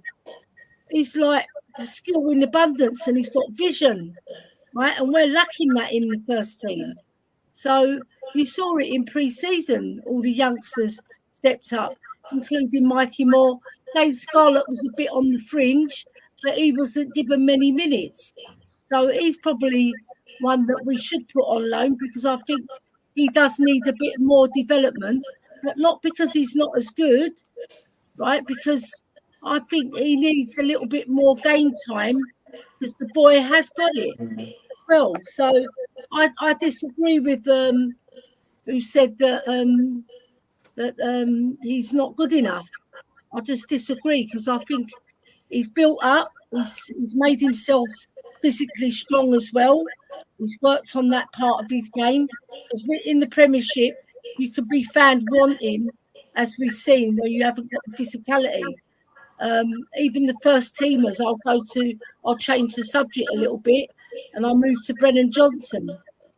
Yes, he's got skill. Yes, he's daring, but he hasn't got the physicality, the boy. Right, so I think he needs to work on it as well. Right, so there's a lot of players. Lancashire as well. What a fantastic finisher. And what great goal he's got in front of goal. What other player have we got up front apart from Sonny, who's scoring? Right, we bought Solanke. Wait and see with him. Yeah, we're not quite sure if he's the right one. If everybody put their hat on Solanke, I don't think there's many of our Spurs faithful in our community that are really, really, really happy with what we've signed in Solanke. But we have to go with him, and I'll support him, right? And I want him to be a success.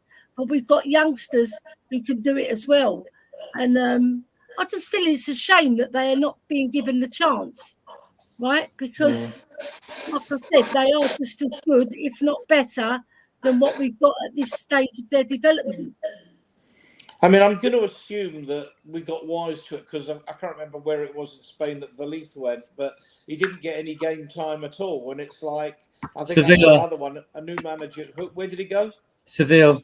Sevilla. But there was a problem though, Ian. There was a problem though. It was a bit like, the problem was the manager and the board, they had a disagreement, and the manager was on his way out, and they weren't going to change the manager till the end of the season. So he dug his heels in and wouldn't play Veliz because it was a protest against the board. So at the end of the day, if he had stayed and there was no interactions between the manager and the board, Veliz would have got game time. Yeah, I think what I was going to say though is I think we're getting wise to it. And I would imagine that there are penalty clauses, such as if you don't play him, you have to pay his wages. Because I imagine most loans that we pay the wages to develop the players. There was a question from Nita: why do players go on loan? Well, they go on loan, Nita, to for their football development. First of all, to be playing playing minutes in a higher competitive league than they would be if they were milling around the training ground or playing under 21 football, and of course in front of a crowd, because even if they're playing in League One, they might be playing in front of 8,000-10,000 people, which is a different experience. So that's why you're always going to send players out on loan. But I think we've done badly out of loans, haven't we? Because we haven't got players that have then gone and got into first teams. And there was a point at Plymouth when the manager went that Devine and Phillips just weren't getting game time. So anyway, let's start because I know people in the chat are interested in Solanke. Who else? Ange says there's activity coming. It's all taken too long. It's typical Tottenham. But you started to allude to it, Adrian. There's no law that says the guests have to go first rather than the channel hosts. So why don't you give us a take on where you think we need to be going? Well, I mean, I think as Ange came out and said in a recent press conference that he sees Decky playing on the right, whether he's bluffing or I don't know, rather than as a future number 10, because he would directly ask the question. I think that might mean that, okay, we aren't going to look for a right winger now. If that's the case, then I think at wing urgent position, we definitely need a left back. And I would like Eze and a left back. Again, the chances of left backs, I mean, there's a couple of young kids we did look at was Bradley Locco and Dorgu in France. Jose's seen them play, I think, in the French competitions, and but we definitely need to bring a left back in. I haven't got many ideas of who, and I want Eze, and I think the money's there, and I think we should go and get him. And Lange did talk. The thing that was when I was reading between the lines months ago was when he said Johan Lange has talked to Crystal Palace about Eze, right? Now that's a good sign to me, because that means no point talking to Crystal Palace about Eze if you haven't already spoken to the player, or through intermediaries now, rather than get done a tapping up. We know he's visited the ground. We know his family and friends have stayed in the box. We know the players were chatting to him after we played the game and all that. So I think if we cough up the money, we get him. But it's coughing up the money.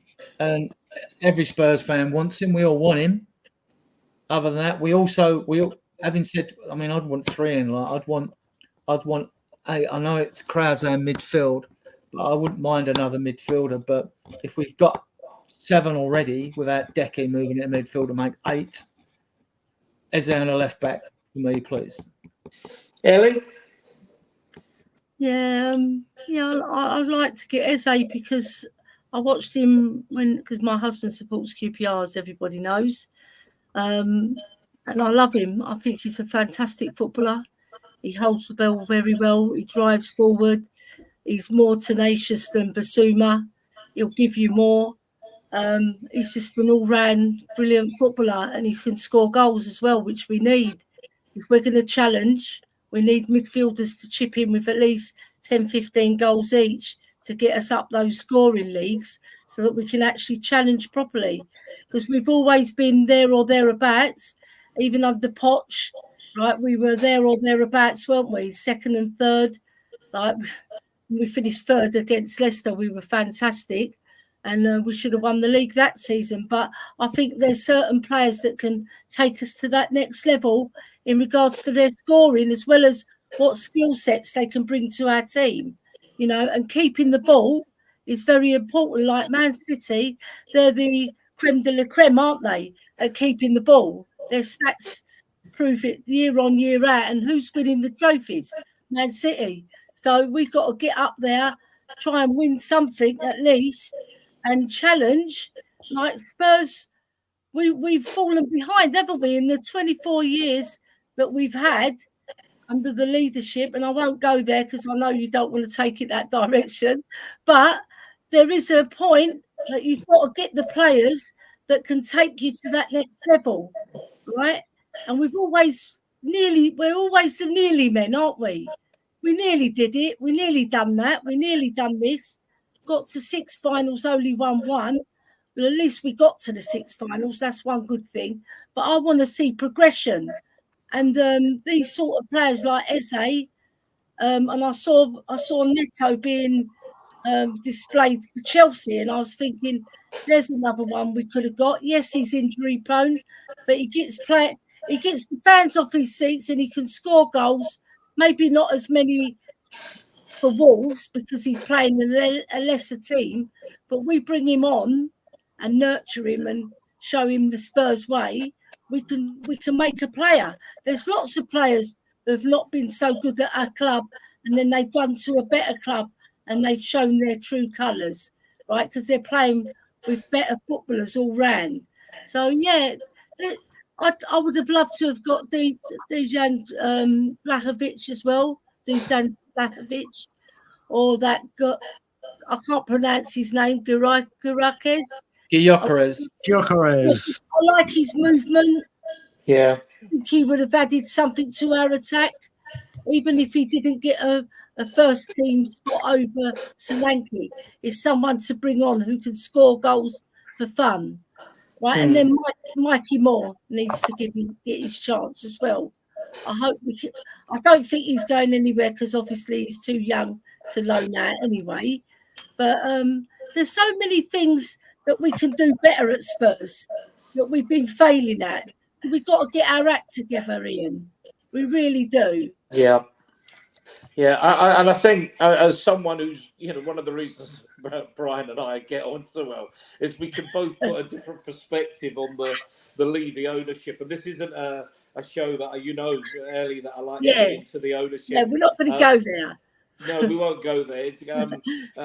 But there is no doubt that, whatever you think, we do get the frustration, real frustration, that, there's players, there are deals to be done. And the Solanke thing apparently was on the go for quite a while. And it's just, we ended up paying the release clause and what have you. And you just say, why does it take so long to do a deal? But anyway, let's move along. Tom, haven't heard from you for a little while. So what are you hoping Santa brings you for Christmas? I'm hoping they come before Christmas, first of all. But I think the most important thing that we need to start doing now is buying players that improve the first 11. Like I've seen people obviously saying, Kyle Walker-Peters and blah, like stuff like that, and more because they're the sort of signings that we're used to us probably going and getting, and homegrown issues, blah, all things along the lines of that. But we have to now start buying first 11 players that are going to take us to that next level and push those players that are playing there now onto the bench. Like, that's the only way we're going to improve, rather than buying these like, I think he makes the first 11 kind of players. I think we desperately need a one-on-one specialist winger. I've seen a lot of people talking about Bakayoko from PSV. He's a dribbly winger that can go inside, outside, taking his man, can score a goal, make plenty of assists. But obviously, the Dutch league is always a little bit funny when it comes to buying from there. And another name that's been seeing for like a right wing position that lots of people have been talking about is Mbeumo from Brentford. I think that would be a very, very, very smart signing. Sorry, which one did you say? Mbeumo from Brentford. Okay, Yes. is the one name. Something came up on my phone about so many times. Emerson. He's a player. He's only 24 as well. Yeah, he's young, and he reminds me of like a Riyad Mahrez. Like he's got that ability to not only cut inside and find the goal from cutting in on his left, and he can actually do it. Even though he's one of those players that you probably know he's going to cut in on his left foot, but there's not a lot you can do about it if he goes to do it. Unlike a Kulusevski, who is very predictable and also very slow, so can be caught. But he does also go around the outside and stuff as well. Irrespective of Basuma's antics off the pitch and stuff, I would 100% be looking for a number 6 midfield destroyer. I know we've got lots of midfielders at the moment, but we don't have that world-class number 6. And in this possession-based football that we're trying to play, if you look at your Man Cities, your Scum down the road, And even Aston Villa last year with Douglas Luiz, they all have this number 6 that's not only good at winning the ball back, but also getting the ball moving forward quickly as well. Who that player is, I don't know. I don't have the scouting network data that obviously Tottenham are working with at the moment, but I would 100% be looking for that player. And therein lies the problem. I mean, you think Bissouma might be able to be good enough to play that role. I think he could be in. I mean, it's too early to speculate, I guess, but I think he could be in for a very long suspension if he's been doing laughing gas. I mean, filmed himself is not, Mwello, because that name's come about as well. I mentioned Johnny Hammer earlier. I think he mentioned Mwello rather than Tony. And of course, Mwello really stepped up when Tony was suspended. If you were picking the team, Tom, where would you play Mwello? It would be your right winger. 100%. Yeah, okay. I mean, at this present moment in time, if we were to sign him, then you'd be Son left wing, Solanke up front, and Mbeumo on the right. Midfield. This is my problem. When we're trying to pick our midfield, you could pick 4 or 5 different options, and not because they're all that good that you could pick 4 or 5 different options, but because actually none of them jump out at you and go, he should be our starting midfielder. Like you could say Maddison, but you go, okay, actually Bergval's been playing quite well. Could he take his spot? You say Bissouma, and then you go, well, actually, maybe no. I'm again not a massive fan of Skip, but you could think of Skip. You could think. To be honest, I'd like to see Pat Macassar play that number 6 as a guy who's got legs, who can run around.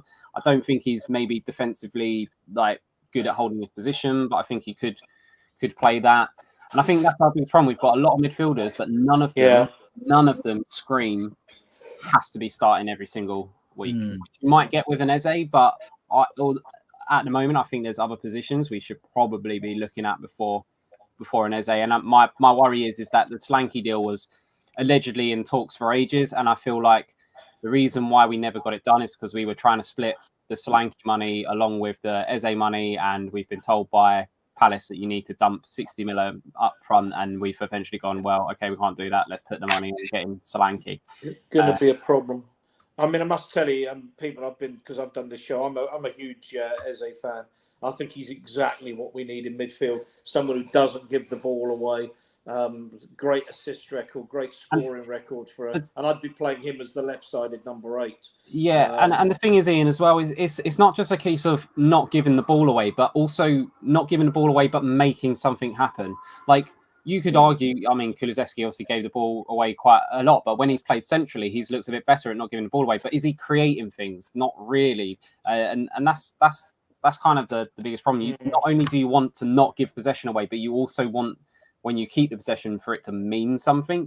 And like, we were saying those stats of keeping possession earlier. I bet Harry Winks would be nowhere near on top of that, but no one's screaming for Harry Winks to be in the team because misses sideways. But that's my point. Eze, if you look at his stats, for goal scoring and goal assists are really impressive. 100%. And I would 100%, like, people going, oh, but what does that mean for Maddison? Well, that means that Maddison sits on the bench. Like, you need to stop being so precious about, the only way you improve is you constantly get better players. Grealish was a mainstay in Man City's team. They went and bought Doku, and now Grealish is sitting on the bench. I mean, Grealish is possibly a player that, if you can't get an Eze, do you get a Grealish? Wages... don't know. They probably want 70, 80 million back for him. But anyway, that's. But I like Mbeumo. I must tell you, I really like him as well. Brian, let's bring you in. Yep. What would you like me to talk about? Our lack of transfers. Well, I want you to talk about who you want. Quality. Okay, I'm going to try and stay away from. I'm going to try and stand away from talking about a certain man, but he may be brought up, but only to. If we don't go and buy a winger, the whole point of signing Solanke is the biggest mistake.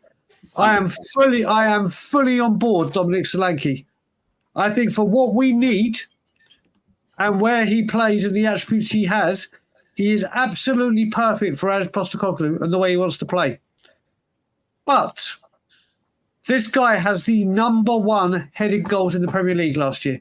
When you say one season, wonder, whatever, we haven't got a single player apart from Pedro Porro that I trust to put a ball in the air. Not a single one of them. You bought a guy that thrives on service, and like David Clark said as well, because I've been spoken to this about you, Ian.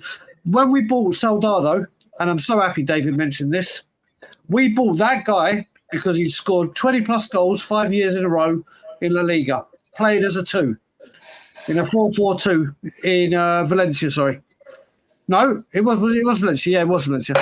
So he comes in from Valencia. It was Valencia, yeah. He comes in from Valencia. We sign him and go, do you know what? You've done really well as a 2.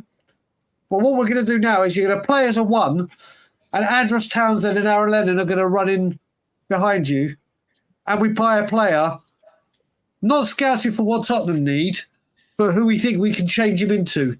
Now, if you're going to buy a Dominic Solanke, forget the price, forget his name, it's not the glitz and the glamour.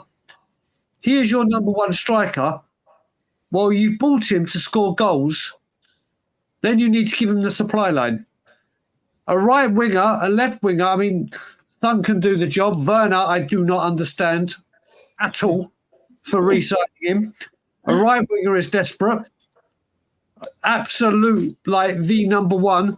Eze, I wanted instead of Maddison last year. And I wish we had gone down that route. We definitely need competition for destiny. We need a strong, hard midfielder that's got some kind of defensive capabilities. But the right winger for me is an absolute must.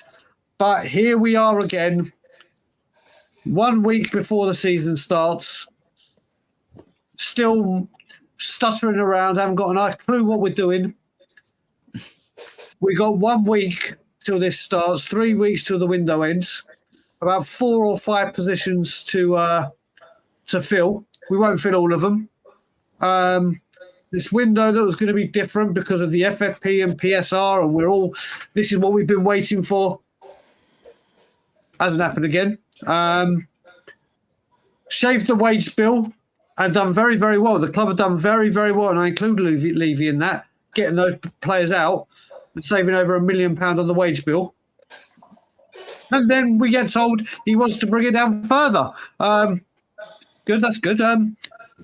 We have the resources, we have the wages, we have the income, we have the manager, and now it's time to start doing things. But I have been very, very calm this summer and refuse to go mad and buy all the bullshit ITK say.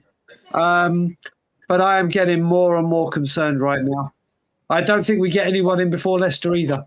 So we basically go into that season probably, as much as I would like Graham Bergvall to start in midfield, they probably won't. We could go into the game against Leicester with the only change being Dominic Solanke. I wouldn't be surprised by him going into that game and Solanke's on the bench, to be honest. Even that. So you look at that, and this is the window where trust the process and all the bullshit that I hear. It's different this time. Nothing's different. Nothing is different. But Solanke,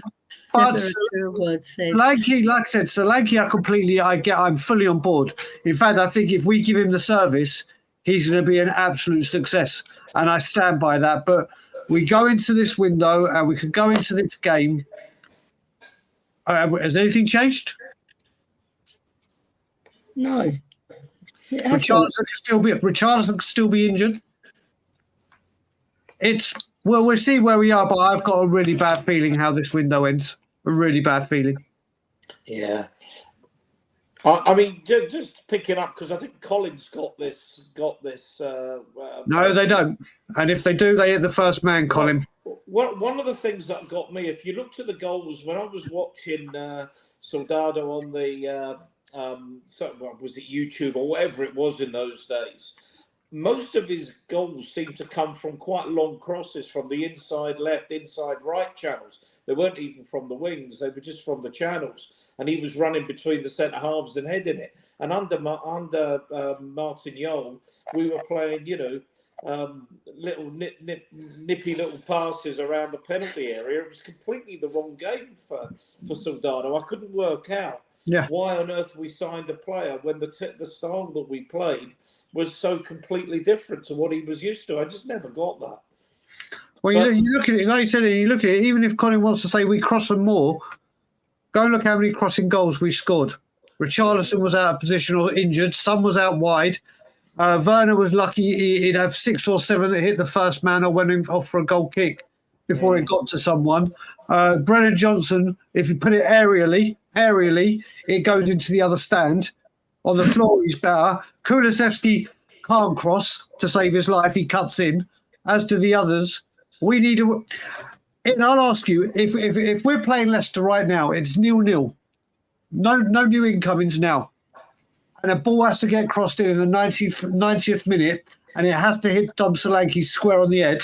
So it has to be an absolute pinpoint pass. Who is the player that you trust to get that ball in that starting 11? Porro. Yeah, I'd go with Porro. And that's your right back. Yeah, And even Sarr's got a good cross on him. That cross to Maddison at Waite of Villa when he put the ball in the next. Sarr can cross a ball. The thing is, he doesn't get in that position enough because he's more central, so he doesn't really go to the wing a lot, does he? So he should. Yeah, he can do it, but it's what I'm saying. He doesn't go there enough. We need an out-and-out right winger that Brian's saying, because we have a weakness on that side, and we also need someone who's just as good as Sonny to give Sonny a bit of something to think about on the left. Because we've got Werner and Solomon who've not exactly lit White Hart Lane up, have they? So I just feel that we need better if we're going to compete. I know what we want, but I think that we may go for the right winger and the Eze in the midfield rather than the left back and the right back, because we know that Spence isn't going anywhere in this window. Maybe January if he doesn't hit it, right? And you've got Gray, who's played 30 times for Leeds at right back, and you have got Davies in his last season for left back, and VDV can play there as an emergency. It all depends what Ange wants to fill. I mean, as you say, right winger and Eze, yes please, or Eze and left back, yes please for me. I think we'll get 2 more in. I'm hopeful. I think we will get 2 more in, but we'll get both done before the season starts, because we still have 2 weeks in the window to go. So, I mean, I don't know. I'm guessing, He won't stop inverting the fullbacks, that's for sure. Right. Tom, I'm going to come back on something Brian said. I'll bring you in because I haven't heard from Jose yet either. But, Brian, you talk about Solanke and the ball in the air. He scores goals from the air, but that's actually not his strength. Most of his goals are scored with his feet. And he get the point about bringing Solanke in is, if you look at his heat map, is where he gets his goals is in and around the 6-yard box, and usually from low crosses put in low. They're the ones we're missing. He can score goals with his head, and he's decent in the air, but he's not particularly brilliant in the air. What he is good at is poaching those goals in and around the 6-yard box, and that's why he's been brought in, and that's why they say the fit's so good. And I tell you, there's a lot of people in the chat. There's over 70 of you now. If you go on, I can't put a link up on 442. There was an analysis of Dominic Solanke. I can't remember. Was it Creary, the guy's name? 442.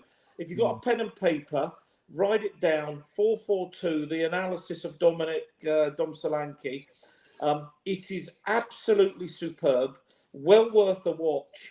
And in particular, I love the comparison with Kyogo. Very different types of player, but if you look at the heat maps of the 2 players and how they score their goals, they're almost identical. So I mean, the more I realise about Solanke's strengths and the way Ange plays, the more I think, he's absolutely the right fit. Yeah, we've overpaid. There's no way he's a £65 million player. If he was going from Sevilla to Real Madrid, it wouldn't be £65,000 or €80,000 or anything near it. But Jose, sorry, we haven't heard from you for a while on this. So and we're at 1:59, so I'm probably going to wrap up fairly soon. What, you want me to know who we're going to go for? Well, what would you do? You know, I've given you the blank checkbook. Well, I don't know about a blank checkbook because I don't operate like that. But I've got well, I'll tell you what. This homegrown, academy-trained malarkey won't go away. It keeps getting talked about. However, rather than the person that's in the frame at the moment, I'm thinking to myself, because obviously the people have changed at this other club now, but Noni Madueke. They've just bought Pedro Neto. Pedro Neto for 53 million is going to be their starting player. Cole Palmer has played out on the right-hand side as well for Chelsea. Although I've got a feeling that Cole Palmer may be brought into the middle as a 10, and they'll play with Neto out right wing. That leaves Madueke with nowhere to go and less first-team opportunities. We keep talking about we need someone who's academy trained, and I'm just thinking to myself, we're talking wingers. Could there be a bid going back in for Madueke? I mean, I don't know, because obviously Marina Gaddis Varaya, whatever her name was, that was there under that Russian oligarch that was there before, she didn't want to deal with Tottenham at all. But now Todd Bowley's there. They deal with absolutely everyone and they spend everything in the world. And I'm just thinking to myself, there could be a cheeky bid for him. I don't know. He's a winger, plays out on the right-hand side, left-footed. I would, the dream signing for me was to bring someone like Eze in. But do you know what? I've resigned to the fact now, all right, that I just get it done, whether it's before Leicester or before the end of the transfer window. Just give me 2 or 3 more players if you can. Just get 2 or 3 more players that affect the first team. As long as they affect the first team, just get them in. They don't have to be sexy Johnny Kickabolio or anything like that. Just get us players in that are gonna affect the first team, and we go from there. On our wish this year we need a right winger. We probably need a left winger because people ain't saying much, but Werner's not the solution. Solomon's not the solution. But I'll tell you what, Sonny's definitely not the solution either, because Sonny for me has waned for the last 2 years, and he ain't the solution either. If you're going to bring a winger, we probably need a right winger. We probably need a left winger. People are talking about bringing a defensive midfielder like a 6 in. People are talking about bringing cover in for a doggy. We're a few players light, but it was never going to be done in two summer transfer windows. You're not gonna get all your wishes into 2 summer transfer windows. But I would just like to see 2 to 3 more players come in, whether it be before Leicester or by the end of the season, that affect the first team. And that's what I want to see. Who their names and stuff like that, I really don't care. As I said, for me, they just got to affect the first team. I'm gonna go around again, but just another thing. Fabrizio's reporting breaking news: Desiree Doué, how's good my French? Desiree Doué has decided to join Paris Saint-Germain. What a surprise! 100% focused on the Olympics. Hey, what a surprise! He's getting the Wonga, isn't he? He's getting a good pay packet there. So. Yeah. You got young Lecco in the Olympics. You got the left back. You get Lecco, who played in the Olympics for France. He's a very, very good player. I wouldn't be opposed to seeing someone like him come in. Bradley Locko, Lecco. Bradley Locko. He looked really good. So and I've got another name in. Do you know what? I've mentioned him before, but Johan Visser. I've just looked up his stats. He's a left winger. He scored 61 goals in 219 games. Who's this, Ellie? Johan Visser of Brentford, brilliant player. I don't know. They've got Visser on one side and Bayern on the other. Yeah, brilliant. That'd be fantastic because there's one thing there's not a shortage of it. That's wingers out there. I've always liked the look of Scott Olsen in Belgium, but that's just what I've liked the look of. Other people might not even know he is, but I like the look of that young player because he's a winger who knows how to score. And my biggest complaint is our front three need to find a way to score 85, 90 goals a season. He scores more than Neto. And we ain't getting them. We ain't getting that amount of goals. We ain't got the goal scorers. We just haven't got the goal scorers. You think that Visser comes in 61 goals in 209. Brentford, 102 games, 26 goals. 117 games for Lorient, 35 goals. That's fantastic. For a winger, that's brilliant stats. And he's a brilliant technician as well. I watched him against Arsenal when he nipped in and scored that brilliant goal. He's got very good vision, the boy, and he works hard for the team. Yeah, so he reminds me a bit like Garth Brooks, but as a winger, not as a striker. I think he'll be an excellent acquisition. Maybe on the list of the recruitment team, we're going to get someone in left field. And Eze! Yes. Tom, you look like you've been looking to come in. Yeah, no, I completely agree with you know, the player. I just don't think 2 or 3 players is enough. You know, we've got rid of a lot of players.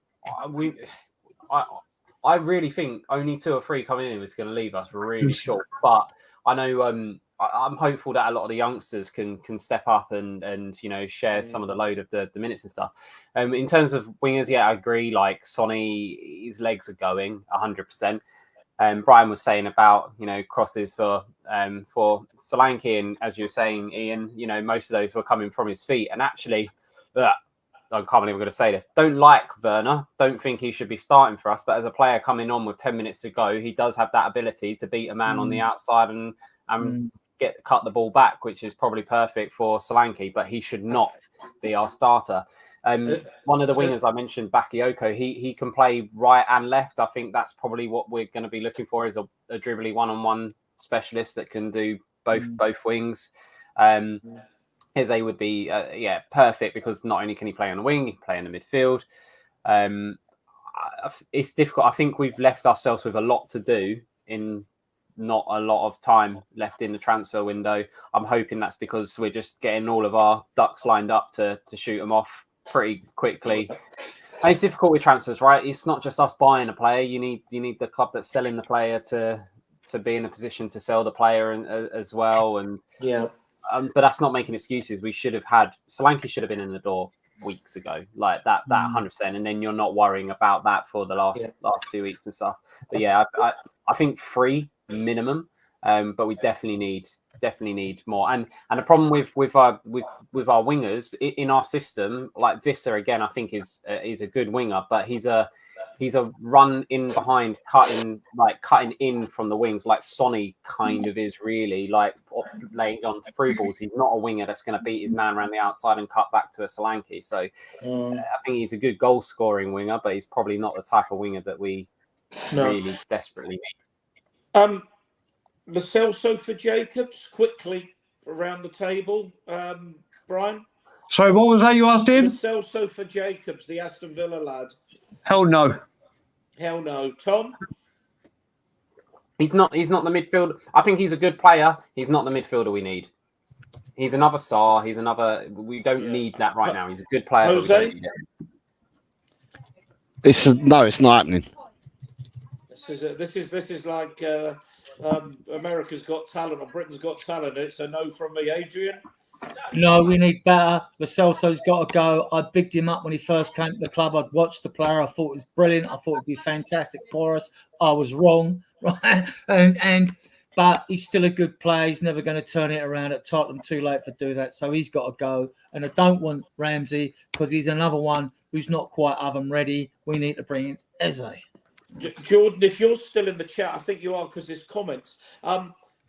I don't know if that's something you're just speculating on. If you've got a source for that, can you let us know while we're on? And yeah, there's still over 70 of you in the chat. We are pretty well coming to the end of the show. But do hit the like and subscribe button, please. It helps us enormously. Everybody's talking, and this is one for the chat as much as the panel. Everybody's talking about we need a 6, we need a 6, we need a 6. I think that number 6 will end up being Archie Gray. And I've seen a few negative comments about him in the chat as well. Dan has put a couple of things in and what have you. I think he's going to be a huge player for us. But if we need a top number 6 now, I keep saying the one I want to clone is. The one I clone would be Moussa Dembele. I think he would be so brilliant in that role for us if he was playing in the team. But let's assume I can't clone Moussa Dembele. Who are we going to sign that might be available as the number 6? Edison. from Atalanta, Fratesi from Juventus, Fofana, a French defensive midfield player. But I think we've got more chance of going homegrown if we bring in a midfield. I just think we'll go homegrown. We may go for Morgan Gibbs-White, but he's not that sort of player. For who? Playmaker. I could see us, and he was linked earlier in the window, but the Stoke City player Wout Berger. I know that seems weird, a Stoke City player, but he is raved about, and that Stoke is way beneath his level. I could see that as a cheap option, just for get someone in and then help develop Archie Gray. I mean, if Archie Gray is going to be that six, I think he needs someone to learn from, and that person should not be Basuma. But yeah, I think I wouldn't be. I mean, people are mentioning it now. I wouldn't be surprised if for now Bentancur starts as that six.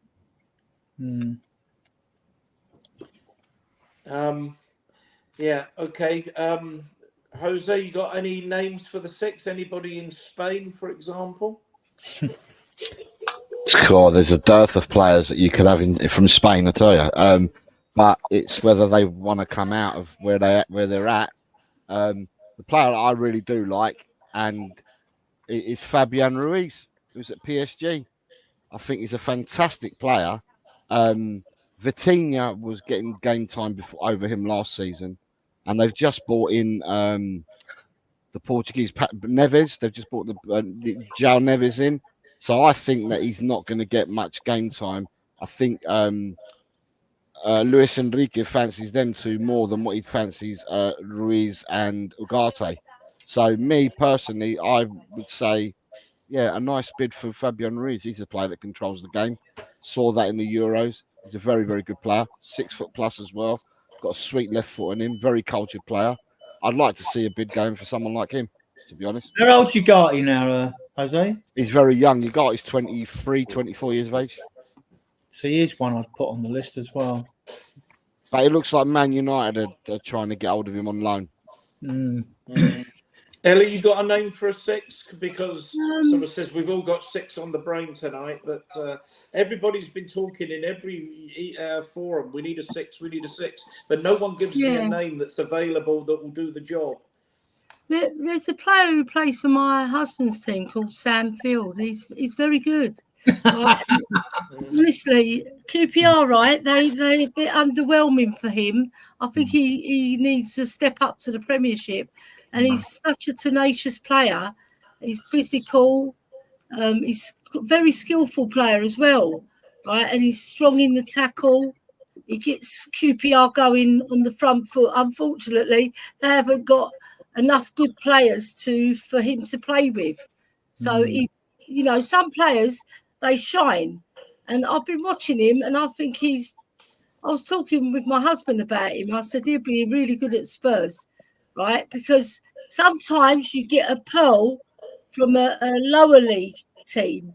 There's lots of players that have come from lower leagues into the Premiership and shone. I think we may take a punt on him because he won't cost a lot of money, and he's the sort of player that I think could fit in. And he's a very tall player, and he's so strong in the tackle. Right, and he can score a goal as well. So that's one from left wing.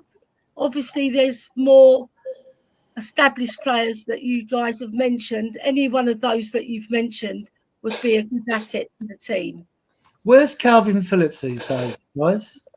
Don't even think about it, Adrian. Adrian, if you're seriously suggesting we sign, I am putting you out of the I was going to lob a banter grenade in there with McTominay as well, you know what I mean? Anytime you try and come on my show, you'll be put out. Calvin Phillips, no. To be honest, the name for me that's been mentioned is Edison. Yeah, that's what I was going to say. I need to go. Wait, sorry, I need to go. I've got to get to the cinema. I've got to get to the cinema. Do you want to go? Okay. Yeah, I've got to go. Me and Alana are going to the cinema, and we've got to get going. So, Brian, thank you for coming on. Pleasure, buddy. Pleasure. And obviously, I'll see you in Toronto in a few weeks. You will. We'll maybe do a show from Toronto. I'll be looking forward to seeing you. Adrian. Adrian, see you later. Ellie, Yeah. Jose, Zookeeper, because I've forgotten your first name. But Tom, you can't forget that fucking nickname, can you? Zookeeper. So, everyone, yes. Enjoy the cinema. Enjoy the cinema. See you later. I'm going to the cinema. On the back seats. On the back seats, Brian. Thanks, Brian. Is everyone else to the channel? And as always, Levy out. But off you go. If anybody wants to know where they can find Brian online, you need to go back to your own planet, I think, because he's on just about every show. Right, look, I think it is time to wrap it up. I'm hoping. We really enjoyed the show, Ian. Brilliant show. Thank you. Thank you. Good job. Well presented as well. Well presented. Seriously, we've still got 60 odd, so we've kept the audience as well. But it's going up. Don't overrun, and it's time. I need a whiskey. I know we do. Adrian and Ellie, do you want to tell us what shows we've got coming up? I do Sundays, but you do. Yeah, Tuesdays, we do. For those of Fridays. you in the chat and listening on playback, Spurs Diehards TTID podcast go out on Tuesday. We do Tuesdays because they will follow the Monday night games on Sky, and we don't clash with that. We do Fridays because now we're in the Europa League. We will be playing Thursday nights, so we can do post-match shows on a Friday on our Europa League games. So all shows go at 8 o'clock, and like Ian will do the 8 o'clock Sunday show, which is post. If we do play on a Saturday, it'll be post Saturday, or it'll be the preview for the Sunday game, or it'll be after the Sunday game, all recording on what time. Sky stitch everyone up with the times for games and whatever. So that's 3. We will eventually be doing. We want to get Chang on. He's another admin. There's 3 of us admins in the top here, but Chang's an admin as well. So we're hoping to get him and Ash on in shows and morning shows. It doesn't matter during the week because us 3 on the top are virtually available because we're retired, or Ian's semi-retired, but me retired. So hopefully we will do some morning shows. That will happen.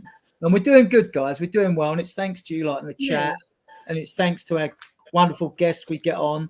And all the guests we will have back again because they've all been superb.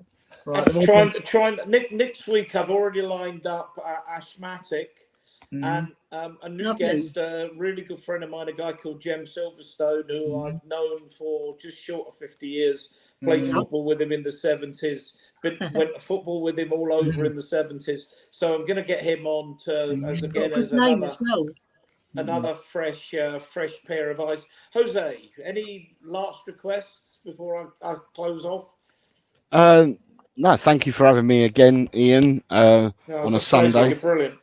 And thank you to Adrian and Ellie as well, because you're all part of the channel. You're welcome. And yeah, it's nice to be on with you again, Tom. Keep up your good thoughts, mate. The thoughts are valuable and important. I hope everyone enjoys the comments that you bring to the show. And then if anyone wants to hear any more of me, I can be found at Eltel Cockrell on YouTube, which I've put up. It's about 5 up from where you are now, or 6 up from where you are now. I put a link in there. Yeah, you give us the numbers, but I know that we've had a good crowd in tonight. Tom, any closing thoughts? No, I just thank you for having me on the show and letting me rant and rave and say my opinion on things. But it's like a pleasure coming on the show, and I think we need to judge the window when the window ends, but it's frustrating that it's taken so long to get deals done. But I'm excited for our first game of the season. How excited I am after that, we'll see. We'll have to get father and son on Tom together. Yeah. You don't want his opinion. That's fine. I'd really like to think that when we do this show next week, that there's a couple of new players in, and that's what's going to dominate. We won't have any match to talk about. If there's a behind closed doors friendly, which I suspect there will be, we won't know too much about it other than the score. So it'll just be predicting the team. But right, look, can I thank you all? Can I thank everybody in the chat It's been really, well, from my point of view, it's been a really, really good show, and lots of interesting comments, and if there's just anything else to come in. But lots of really interesting debate in the chat that's been absolutely brilliant to listen to. So the show's on Tuesday, Friday, and I'll be back hosting next Sunday night, 8 p.m. Thank you again for being here.